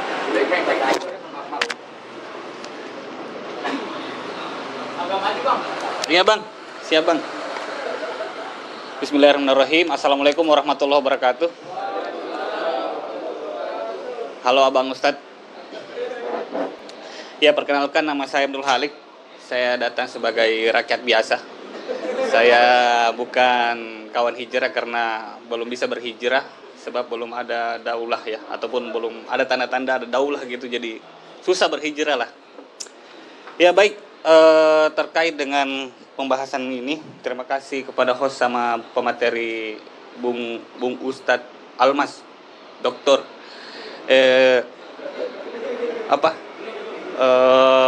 Ini mungkin saya sharing dan diskusi ya, di pembicaraan tingkat global sudah ada namanya SDG 2 ya, SDG 2 Sustainable Development Goals 2 dan 3 ya, yang berkaitan dengan food and health. Nah, hubungan dari kedua itu diturunkan dalam bentuk kebijakan negara yang mulai daripada bagaimana menentukan kebijakan pertanian sampai kemudian kebijakan kesehatan gitu. Nah, salah satu krusialnya adalah bagaimana mereka menentukan bagaimana hati-hati dalam memproduksi pangan sampai kemudian distribusi ke masyarakat. Misalnya kayak pestisida ya di pertanian, dan mengharuskan beberapa bahan-bahan itu organik tanpa campur bahan kimia guna untuk menyeluruhkan gizi ke masyarakat. Sampai tadi di pembicaraan di sini adalah bagaimana menentukan persoalan gula. Mungkin kayaknya yang diperhatikan di sini masyarakat yang suka manis ya. Bagaimana tadi salah satu penanya ada yang suka nikotin. Ini belum ditentukan nikotinnya nih. Perlu kayaknya ya. Gitu. Ini masalah kesehatan juga. Gitu. Nah, kembali lagi ya. Sorry. Ini mungkin sedikit sharing. Jadi rasa-rasanya setelah Perang Dunia Kedua, ilmu terapan itu baru melakukan standarisasi terhadap persoalan gizi, mulai dari pertanian sampai kemudian kesehatan. Dan ini baru saja menentukan gula. Saya mau bandingkan dengan Islam ya. Coba kita komparasikan dengan Islam, dia sudah menentukan halal haram dan bagaimana memberikan inisiatif kepada masyarakat untuk berperilaku thayyib dalam hal memilih makanan. Jadi bukan hanya persoalan halalnya, tapi juga thayyib.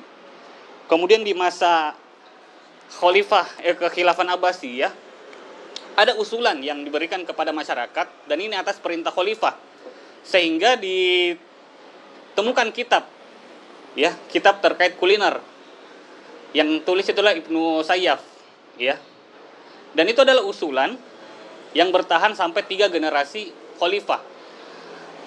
Dan itu bukan hanya mengatur masalah gula ya, bukan hanya mengatur masalah susu formula, tapi juga mengatur sampai pada penyajian makanan, bagaimana thayyibnya.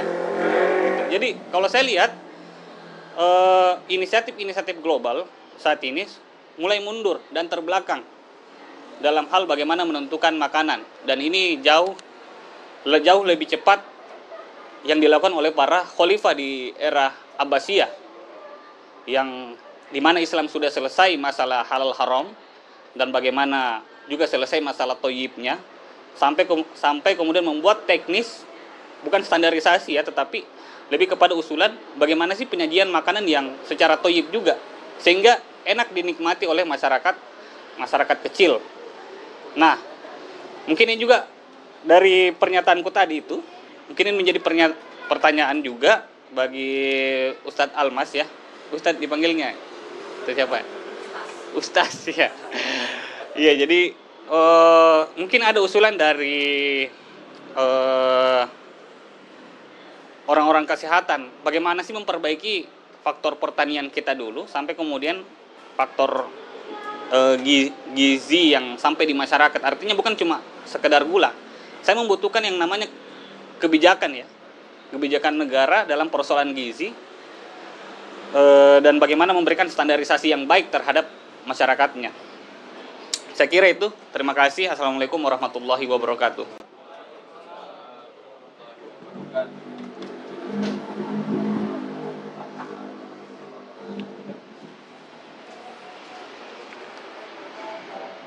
Ya, terima kasih dua dialog tadi ya. Yang pertama berkaitan dengan apakah sebenarnya kita sakit ini sudah disetting biar bangsa ini tuh jadi bangsa yang sakit. Ini kayak mindset ketika COVID. Apakah vaksin itu adalah setting? Ini arahnya ke situ tuh. Kelihatannya itu. Tadi jadinya ini apa? Penuh dengan hoax saja gitu. Menimbulkan ketakutan. Kalau kata Lugut.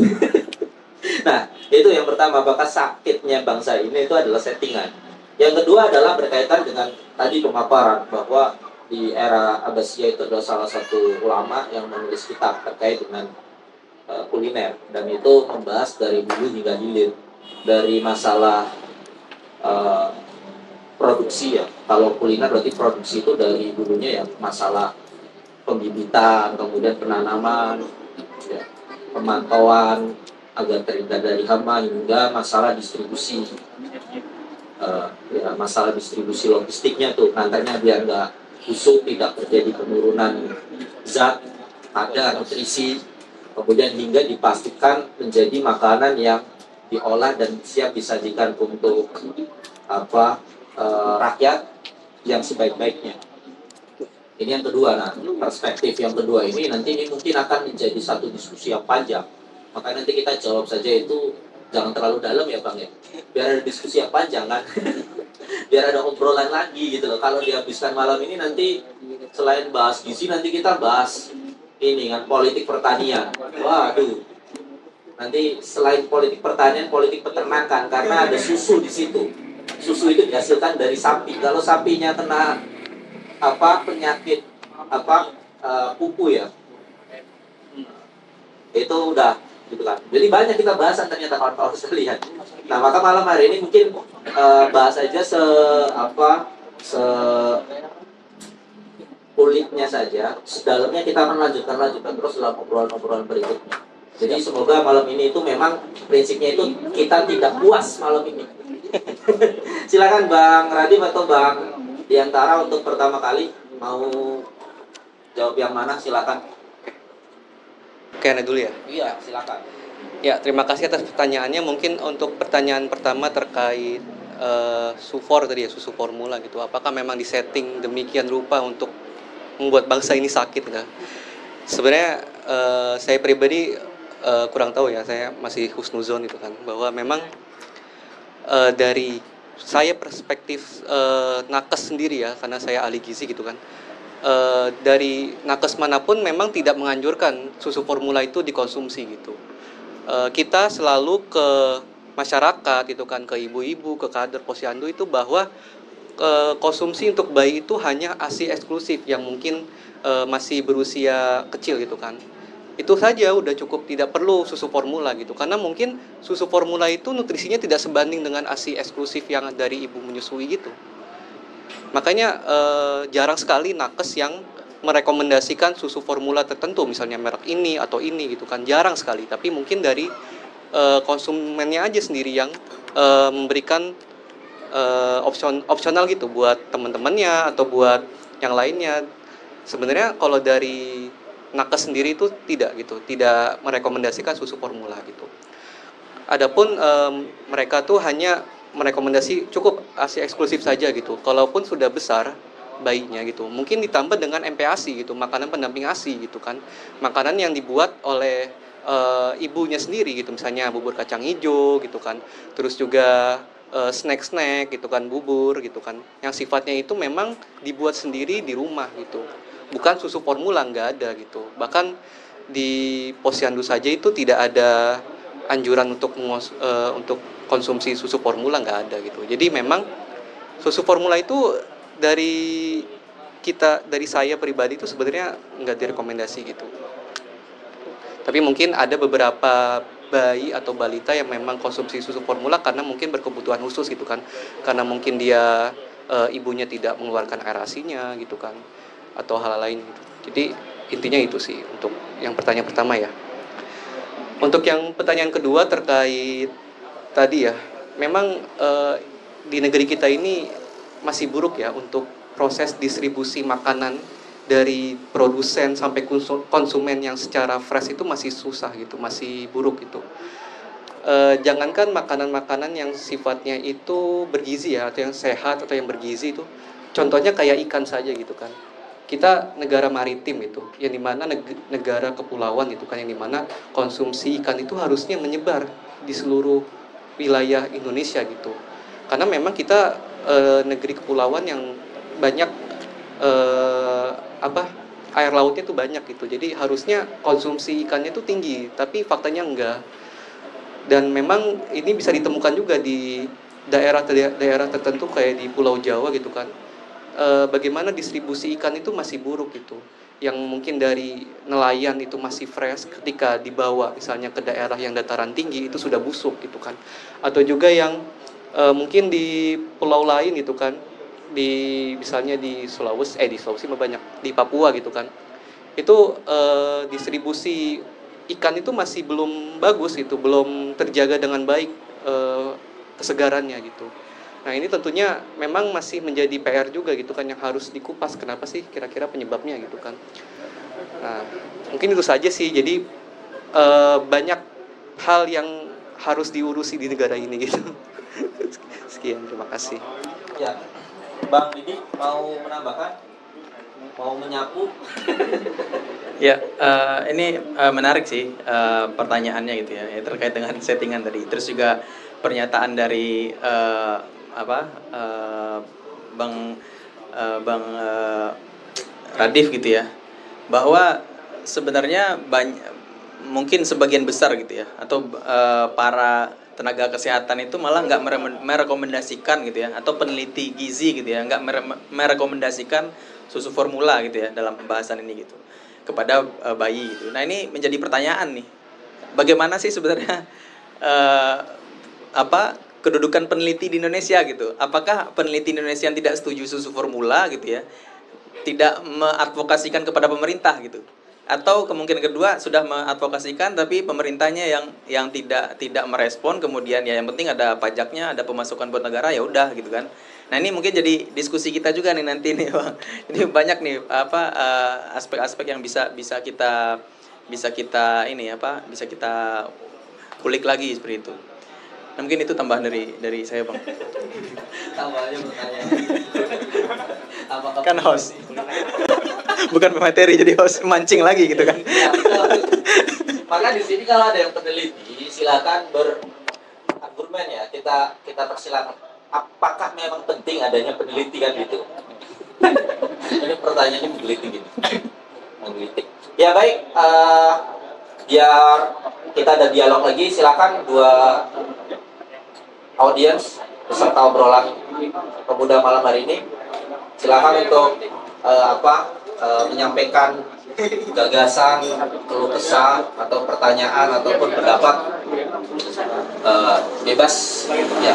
Monggo, biasa perkenalkan dan Siapa lagi? asal ya. Abang.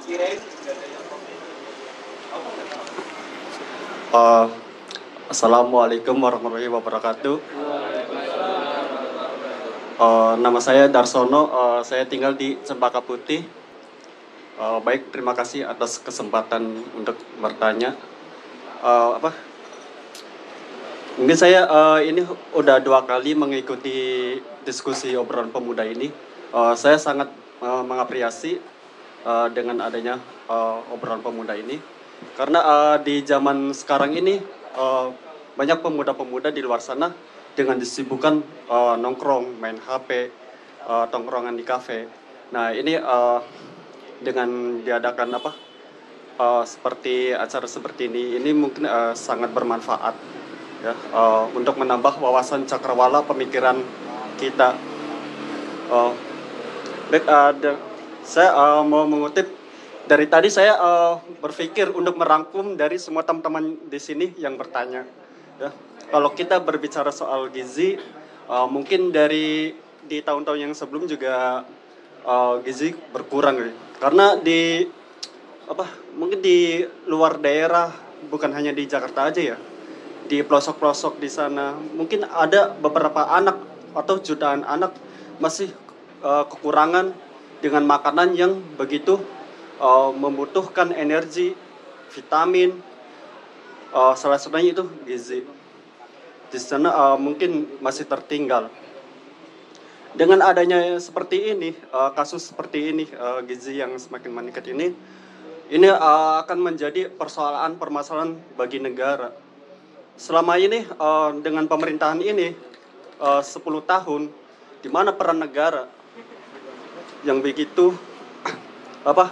sangat tidak istilahnya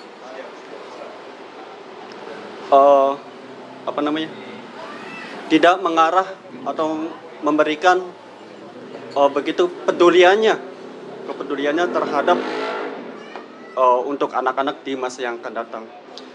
Mungkin karena gizi mungkin bukan hanya untuk dikasih makan siang gratis doang ya. Gizi itu karena itu setiap hari diberikan makan kan. Mungkin lebih bermanfaat lagi kalau setiap keluarga itu dikasih pekerjaan. Mungkin itu lebih bermanfaat karena itu untuk menambah ekonomi ya. Nggak mungkin dikasih makan siang gratis akan sehat, akan ini nggak mungkin ya. Itu dan saya lihat di sini di makanan di depan kita semua ini, apakah ini menjadi makanan Indonesia berpikir emas apa menjadi Indonesia cemas? Mungkin yang saya bertanya ini, apakah di pemerintahan yang akan datang akan mempedulikan gizi-gizi khususnya terhadap generasi pemuda ini, untuk yang mungkin kita gaung-gaungkan Indonesia emas di tahun 2045, mungkin ada 20 tahun. Apakah dengan mencapai untuk Indonesia emas itu akan bisa dicapai? Apakah akan menurun? Dengan mungkin itu saja sih yang saya sampaikan. Terima kasih banyak atas kesempatan pertanyaan ini. Assalamualaikum warahmatullahi wabarakatuh. Terima kasih. Ada satu lagi yang ingin berdialog, menyampaikan pendapat, kegelisahan, pemikiran. Ayo semuanya bersuara, masa jadi pasif kayak seminar aja. Obrolan tapi nggak ada yang ngobrol, itu namanya temu kangen. Monggo silakan. Nih ada. Eman. Gua apa? Yuda. Ya, silakan satu. Coba ente mau? Ya. Silakan nama sama asal. Ya, Bismillahirrahmanirrahim. Assalamualaikum warahmatullahi wabarakatuh. Waalaikumsalam. Ya, perkenalkan nama saya Wahab dari Pulau Gadung. Ya. Tadi kan sempat ngebahas terkait diabetes ya, Ustaz ya. Sebenarnya dari kasus ini, kalau saya korelasikan dengan keadaan sekitar yang saya lihat, itu menurut saya ada 2 poin ya, Ustaz ya. Yang pertama yaitu tadi yang sempat dibahas, yaitu seberapa pentingnya peran pemerintah dalam mengontrol, menyaring produk-produk makanan dan minuman yang beredar di masyarakat ya. Kemudian sebenarnya ada poin yang menurut saya tidak kalah pentingnya, Ustaz, yaitu terkait dari kesadaran pemikiran dan juga pemahaman dari masyarakat itu sendiri, Ustaz. Karena sedikit cerita ya, saya dulu punya teman sekelas yang dia ini sempat gak naik kelas sebanyak 3 atau 4 kali gitu. Itu bukan karena dia bandel kasus dan lain sebagainya, tapi itu karena dia sakit gitu. Dia sakit gulanya itu 500, Ustaz. Itu sampai dokter itu bingung gitu, ini orang masih hidup gitu kan ya. Nah tapi dia itu udah ngalamin sakit itu, tapi sempet kalau saya main sama dia itu ke kantin gitu pas di sekolah, dia tuh saya perhatiin tuh masih aja minum minuman botol yang kadar gulanya itu tinggi kayak Fanta dan lain sebagainya. Nah dari sini kan saya simpulkan ya bahwa ini orang itu entah dia itu tidak peduli, tidak sadar, atau kurang teredukasi gitu kan ya. Nah mungkin sedikit bertanya ya, Ustaz ya. dari pemerintahnya sendiri ini itu ada nggak sih program terkait edukasi dari segi kesehatan gitu? Itu sih.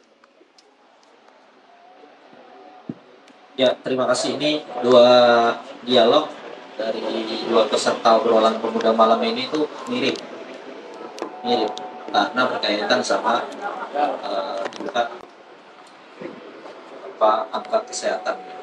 Apakah negara mempunyai langkah-langkah untuk menjamin kesehatan dan penerimaan gizi yang seragam yang diterima oleh seluruh rakyat Indonesia? Maka dengan izin Allah, ya insya Allah 7.500 cukup lah ya. Kurang banyak. Ya kan, dengan izin Allah. Gitu. Nah, kalau dengan izin Allah 7.500 bisa cukup, ya insya Allah cukup. Ya gas nggak? 7.500 insya Allah cukup nggak? Hah? Udah lapar ya. Udah lapar. Ya. Maka Ivan Pilar Mahfudullah nanti satu pemateri dan host kedua ini akan menjawab ya. Kalau saya kan, ya namanya saya pemilik acaranya, host pertama kan terserah saya kan. Silakan mungkin Bang Ratib atau Bang Diantara respon ya. Oke, baik, terima kasih atas pertanyaannya. Mungkin terkait pertanyaan pertama ya, kira-kira pemerintah itu bisa nggak sih kedepannya untuk Indonesia Emas 2045 itu menurunkan angka penyakit itu? Sebenarnya saya juga belum tahu gitu kan, kira-kira rencana apa lagi sih dari pemerintah gitu. Namun memang tren di negeri kita ini kan ada 3 nih ya, preventif, terus rehabilitatif sama kuratif itu, atau ya itu. Nah, di tren di negeri kita itu lebih banyak kuratif atau lebih banyaknya itu mengobati gitu kan. Jadi ya memang di mana-mana tuh masyarakat lebih mengedepankan kalau berobat ke dokter langsung gitu kan, karena udah sakit duluan gitu, bukan preventif atau dicegah dulu gitu. Nah, jadi mungkin harusnya itu pemerintah harus bisa memprioritaskan dari preventif dulu atau promotif dulu, yakni dengan pencegahan, edukasi ke masyarakat itu kan. Nah, ini masih kurang sebenarnya di negeri kita dibanding negara-negara maju lainnya yang sudah mengutamakan upaya preventif atau promotif itu. Sedangkan di negeri kita ini lebih banyaknya kuratif atau rehabilitatif itu, yang sifatnya mengobati dulu gitu kan, yang malah udah parah duluan gitu kan, udah komplikasi gitu kan.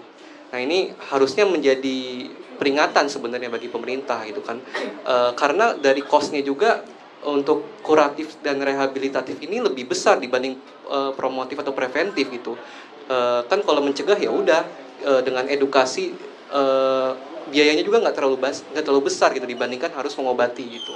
Nah, ini sekali lagi memang tren di negeri kita sih yang masih mengedepankan untuk mengobati selain dibandingkan dengan mencegah gitu. Itu masih kurang gitu. Terus yang kedua tadi apa ya?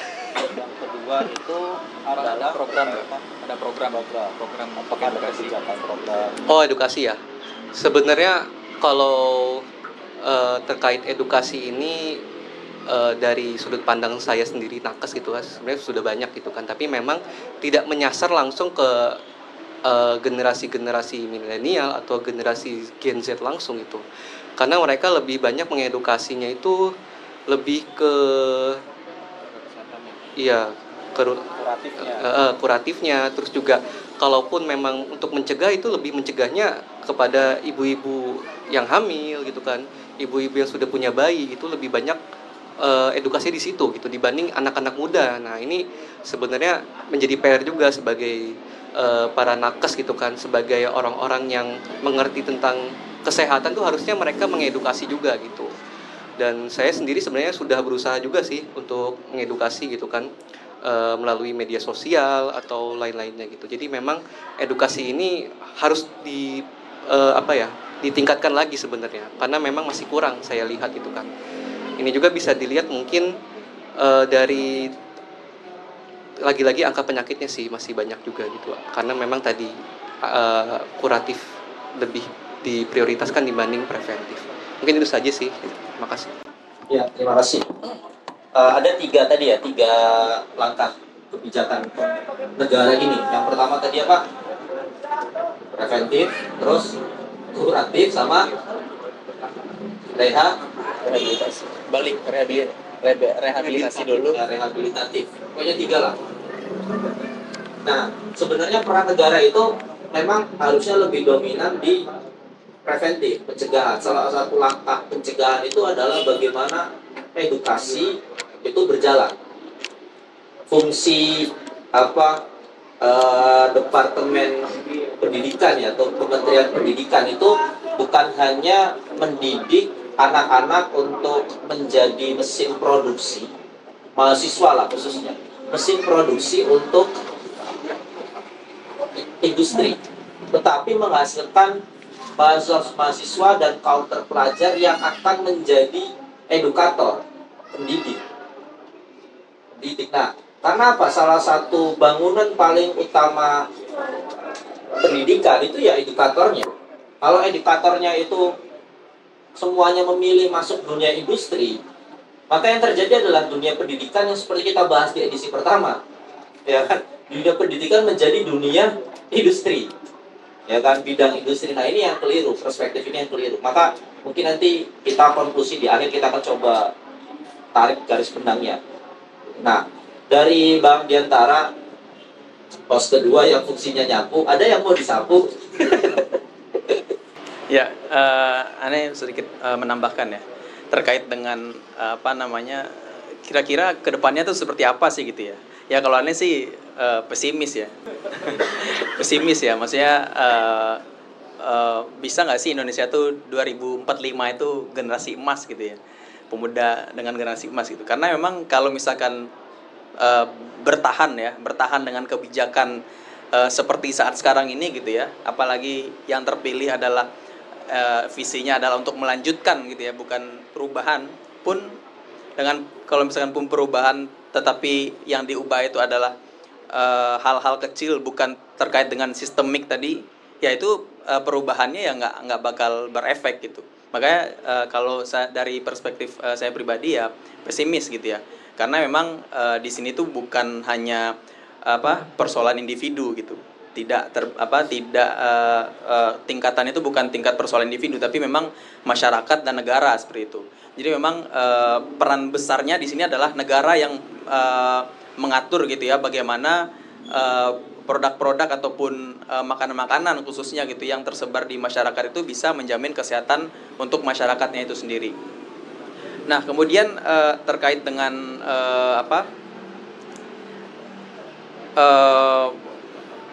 ada nggak sih program-program yang bersifat preventif gitu ya? Ya kalau dari seperti yang kita bahas tadi ya ada sebenarnya preventifnya gitu ya. Seperti tapi preventifnya itu juga tidak menyelesaikan masalah sebenarnya. Preventifnya itu tadi dari pemerintah ya cukai gitu ya. Pemerintah berharap dengan cukai tersebut maka produksi-produksi itu mungkin ya, meskipun prakteknya makin lebih banyak mungkin gitu ya. Dengan adanya cukai yang mahal gitu ya, seperti misalkan cukai yang para penikmat nikotin tadi seperti yang disinggung oleh penanya sebelumnya ya, mereka menaikkan cukai nikotin tapi ya tetap aja yang tersebar itu ya makin banyak gitu ya. Pun kalau misalkan kita tarik ke sini, kalau misalkan cukainya itu dinaikkan gitu ya, sebagai preventif, upaya preventif dari pemerintah untuk membatasi gitu ya tersebarnya produk-produk yang tadi istilahnya MBDK ya, MBDK makanan gitu ya atau minuman, ya itu tidak menyelesaikan masalah gitu. Ya kalau selagi produknya itu bisa dinikmati dan dibeli oleh masyarakat, ya produsennya akan tetap menjual meskipun pemerintah memberikan cukai gitu ya. Dan nanti ya ujung-ujungnya masyarakatnya sakit, kemudian yang dikonsumsinya mahal ya tadi udah sakit terus miskin terus mati gitu ya. Gitu. Ya mungkin tambahannya sedikit dari saya, Bang Nasrudi. Ya, baik, terima kasih satu pembicara, satu host penyapu. Ya, baik, para peserta dialog obrolan pemuda yang dirahmati Allah Subhanahu wa taala. Jadi ada satu hal biar kita ada pegangan ya. Bahwa memang dalam kaidah Islam kesehatan itu adalah hajat yang wajib diterima dan dijamin oleh setiap rakyat dan wajib dipenuhi oleh negara. Salah satu. Jadi itu kesehatan. Maka berbicara kesehatan itu ya berbicara di dalamnya bagaimana menjamin makanan yang beredar di dalam negara, di tengah-tengah umat, itu adalah makanan yang halal dan thayyib. Gitu. Makanan yang halal dan thayyib. Maka kebijakan-kebijakan yang muncul untuk mengatur makanan itu adalah kebijakan-kebijakan yang berasaskan perintah Allah Subhanahu wa taala dan larangan Allah Subhanahu wa taala. Jadi kalau ada makanan yang tersebar alkohol dan bebas dikonsumsi atau diakses oleh rakyatnya, artinya berarti negara itu melepas diri dalam penjaminan kebijakan itu. Itu yang pertama. Nah, yang kedua adalah negara juga memastikan ya seluruh aktivitas dari hulu hingga hilir, dari penyiapan produksi, dari pengolahan dan dari distribusi ya, menjamin adanya kemaslahatan bagi umat. Kemaslahatan bagi umat artinya apa? Jangan sampai di satu sisi petani kesulitan mengakses pupuk, mengakses bibit-bibit berkualitas, mengakses lahan yang semakin mahal sewanya sehingga orang memilih untuk tidak bertani, berkebun gitu ya. Ini negara harus menjamin, memastikan itu diterima kemaslahatan bagi rakyat. Di samping itu juga proses produksinya, dipastikan proses produksinya itu adalah proses produksi yang sesuai dengan apa yang diperintahkan oleh Allah dan apa yang dilarang oleh Allah Subhanahu wa taala. Jangan sampai ketika proses produksi itu dimasukkan unsur-unsur yang mengandung senyawa-senyawa yang berbahaya bagi tubuh ataupun senyawa-senyawa yang itu haram hukumnya. Misalkan dimasukkan bahan yang dari babi,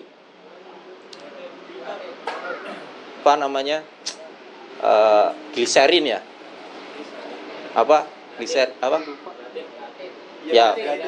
gelatin, dimasukin gelatin di dalamnya, atau dimasukin bahan campuran-campuran yang haram misalkan, itu tidak boleh, dipastikan di dalam proses produksinya. Maka pengawasan, pengetatan pada kebijakan produksi itu penting.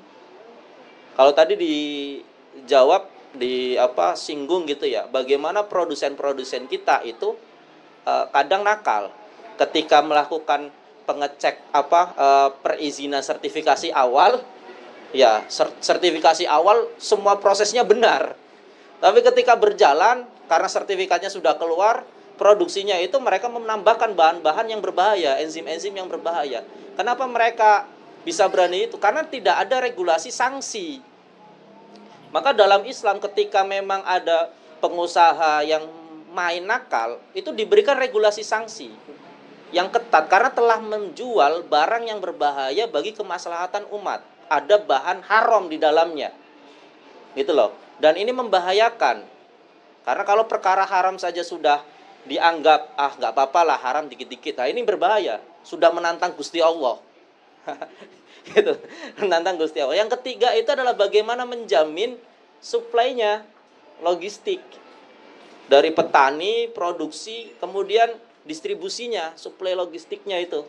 Nah, di sini itu masalah yang muncul di tengah-tengah masyarakat. Kenapa kok sangat sedikit makanan segar yang diterima oleh rakyat, padahal kita adalah negara maritim, tapi ngakses ikan segar itu susah.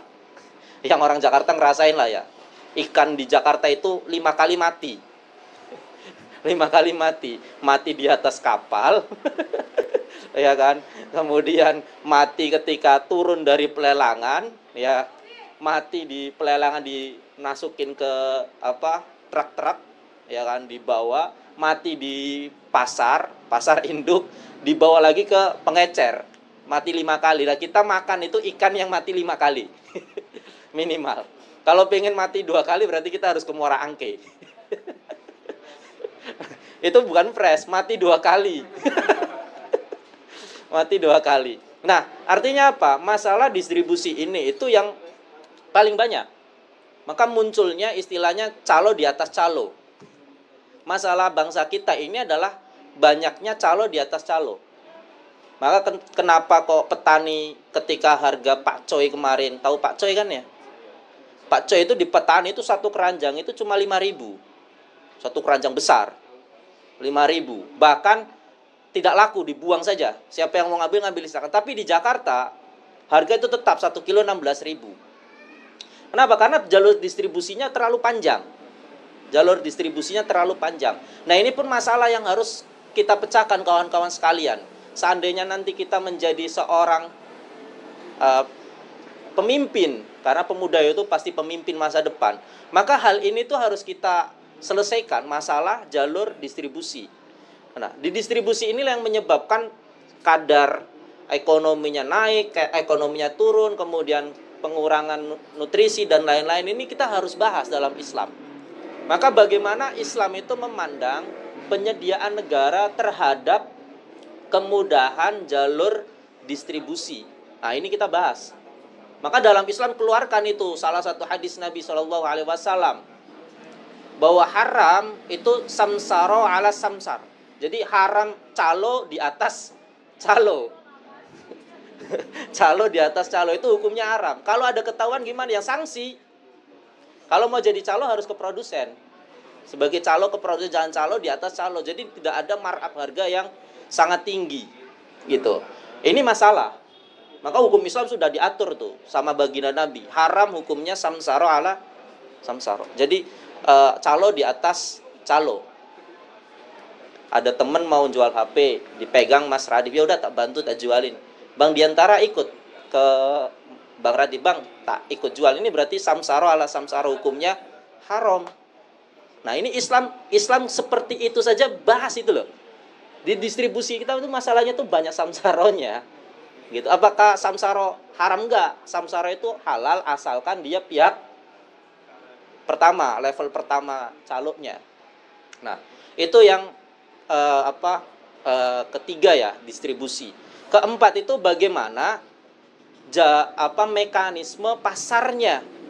Kan sudah distribusi nih, jatuh ke pasar nih, datang ke pasar nih. Maka negara itu dalam hal ini itu adalah memastikan satu, terkait dengan cukai. Maka negara itu dalam Islam itu tidak boleh mengambil cukai untuk pedagang dalam negeri. Jadi haram hukumnya, dicukein. Karena apa? Kalau dicukein itu nanti pedagangnya akhirnya main-main harga terus. Gitu loh, main-main harga. Maka Islam itu melarang cukai dari pedagang dalam negeri. Tapi membolehkan pengambilan cukai misalkan gitu ya, dari yang eksternal, dari importir ya, importir. Karena untuk menjaga kestabilan harga di dalam negara. Nah, ini Islam sampai diatur gitu. Kemudian boleh nggak di dalam pasar itu perang harga? Boleh, karena Islam tidak membatasi harga. Harga itu antara penjual dan pembeli, kesepakatan saja. Kalau harga motor sebenarnya dari produksi, kemudian distribusi dan dijual itu harganya hanya 8 juta, ya silahkan ditawar antara 8 juta sampai dealnya. Bukan kayak sekarang banyak istilahnya kong kaling kong di antara para penjual sepeda motor. Jadi sepeda motor yang kita rasakan sekarang itu harganya sudah di markup begitu tinggi, gitu. Karena sudah ada permainan gitu di antara penjual produksi sepeda motor. Dijaga itu. Nah, kemudian mengirimkan namanya kodi hisbah. Ini Islam nih. Ketika di pasar barang sudah berkumpul, gimana memastikan bahwa barang yang dijual oleh rakyat antara pedagang pembeli itu semuanya halal, semuanya bergizi, semuanya tidak ada yang berbahaya. Maka Islam itu mendelegasikannya disebut sebagai qadhi hisbah. Qadhi hisbah itu sebagaimana cerita di zaman Umar bin Khattab. Ada perempuan itu yang dia pekerjaannya setiap hari itu keliling di dalam pasar dari satu penjual ke penjual lain. Dan sampai menemukan ada seorang penjual susu yang kandungannya itu lebih banyak airnya daripada susunya. Kemudian penjual itu dikasih pilihan, kamu mau pulang, pergi, atau kamu buang itu air susu. Gitu. Dan nggak boleh jualan di sini lagi. Nah, maka qadhi hisbah ini itu adalah qadhi yang dia diberikan ke hak oleh kepala negara, oleh khalifah saat itu, Khalifah Umar bin Khattab, untuk langsung memutuskan di tengah pasar ketika dilihat ada kecurangan. Kok jualnya ternyata barang busuk, barang berbahaya, itu langsung bisa memutuskan, kamu menjual barang haram, maka diputuskan tokomu kami tutup. Tempel tuh, tutup. Kamu menjual barang yang berbahaya, ada zat yang haram, ada kandungan radiasi nuklir misalkan gitu ya, maka langsung ditutup. Itu qadhi hisbah dan tidak perlu membuat pengadilan banding, langsung di tempat itu. Akhirnya apa? Pedagang itu akan berupaya sungguh-sungguh untuk membuat jualannya itu sesuai dengan regulasi daulah, oleh regulasi negara. Bayangkan kalau pedagangnya itu setaat itu sama negara dan negara setaat itu sama aturan Islam, maka kondisi pasar itu fair, adil, gizi itu akan terjamin insya Allah. Karena dari hulu hingga hilirnya itu terjamin di pasar, gitu loh. Kita nggak berbicara belinya pakai dinar atau dirham, itu nanti itu alat barternya ya. Nah, maka bagaimana qadhi hisbah itu menjamin ya, semua penjual itu menjual barang dengan baik. Jadi kita tidak perlu khawatir kalau kita sekarang ke supermarket milih barang yang tulisannya, mohon maaf, tulisan Cina. Ya. Kan ada tuh di supermarket nih, kalau tapi insya Allah yang di sini sukanya pasar tradisional ini kayaknya. Pasar tradisional. Ini saya bilang ini kenapa? Karena laki-laki itu yang wajib sebenarnya itu adalah yang wajib belanja ke pasar. Karena hukum asalnya itu yang menyiapkan seluruh bahan makanan untuk istri dan keluarga itu laki-laki. Nah, nanti kita kajian berikutnya lah obrolan. Maka laki-laki itu harus punya kemampuan untuk pergi ke pasar, belanja. Jadi abang-abang semua ini nanti yang calon suami-suami, kalau punya istri itu abang yang belanja. Kenapa? Kalau suami istri yang belanja ke pasar digoda sama yang lain.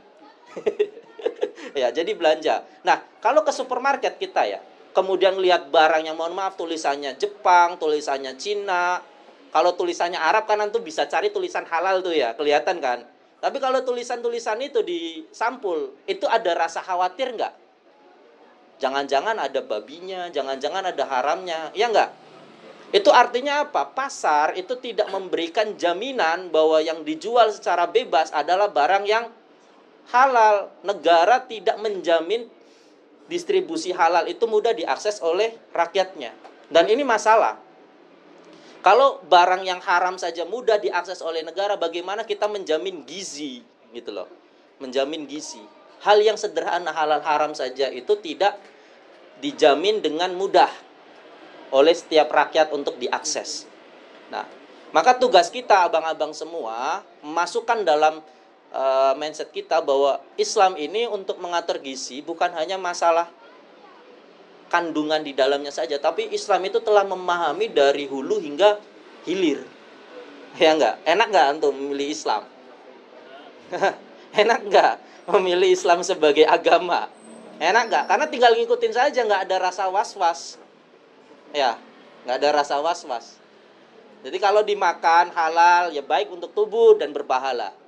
Kalau yang dimakan haram ya ada kandungan yang jelek untuk tubuh dan kita berdosa. Nah itu abang-abang sekalian, insya Allah pulang dari sini olahraga yang rajin, ya kan, banyak gerak, silakan banyak makan, banyak minum, asal geraknya juga banyak, gitu loh.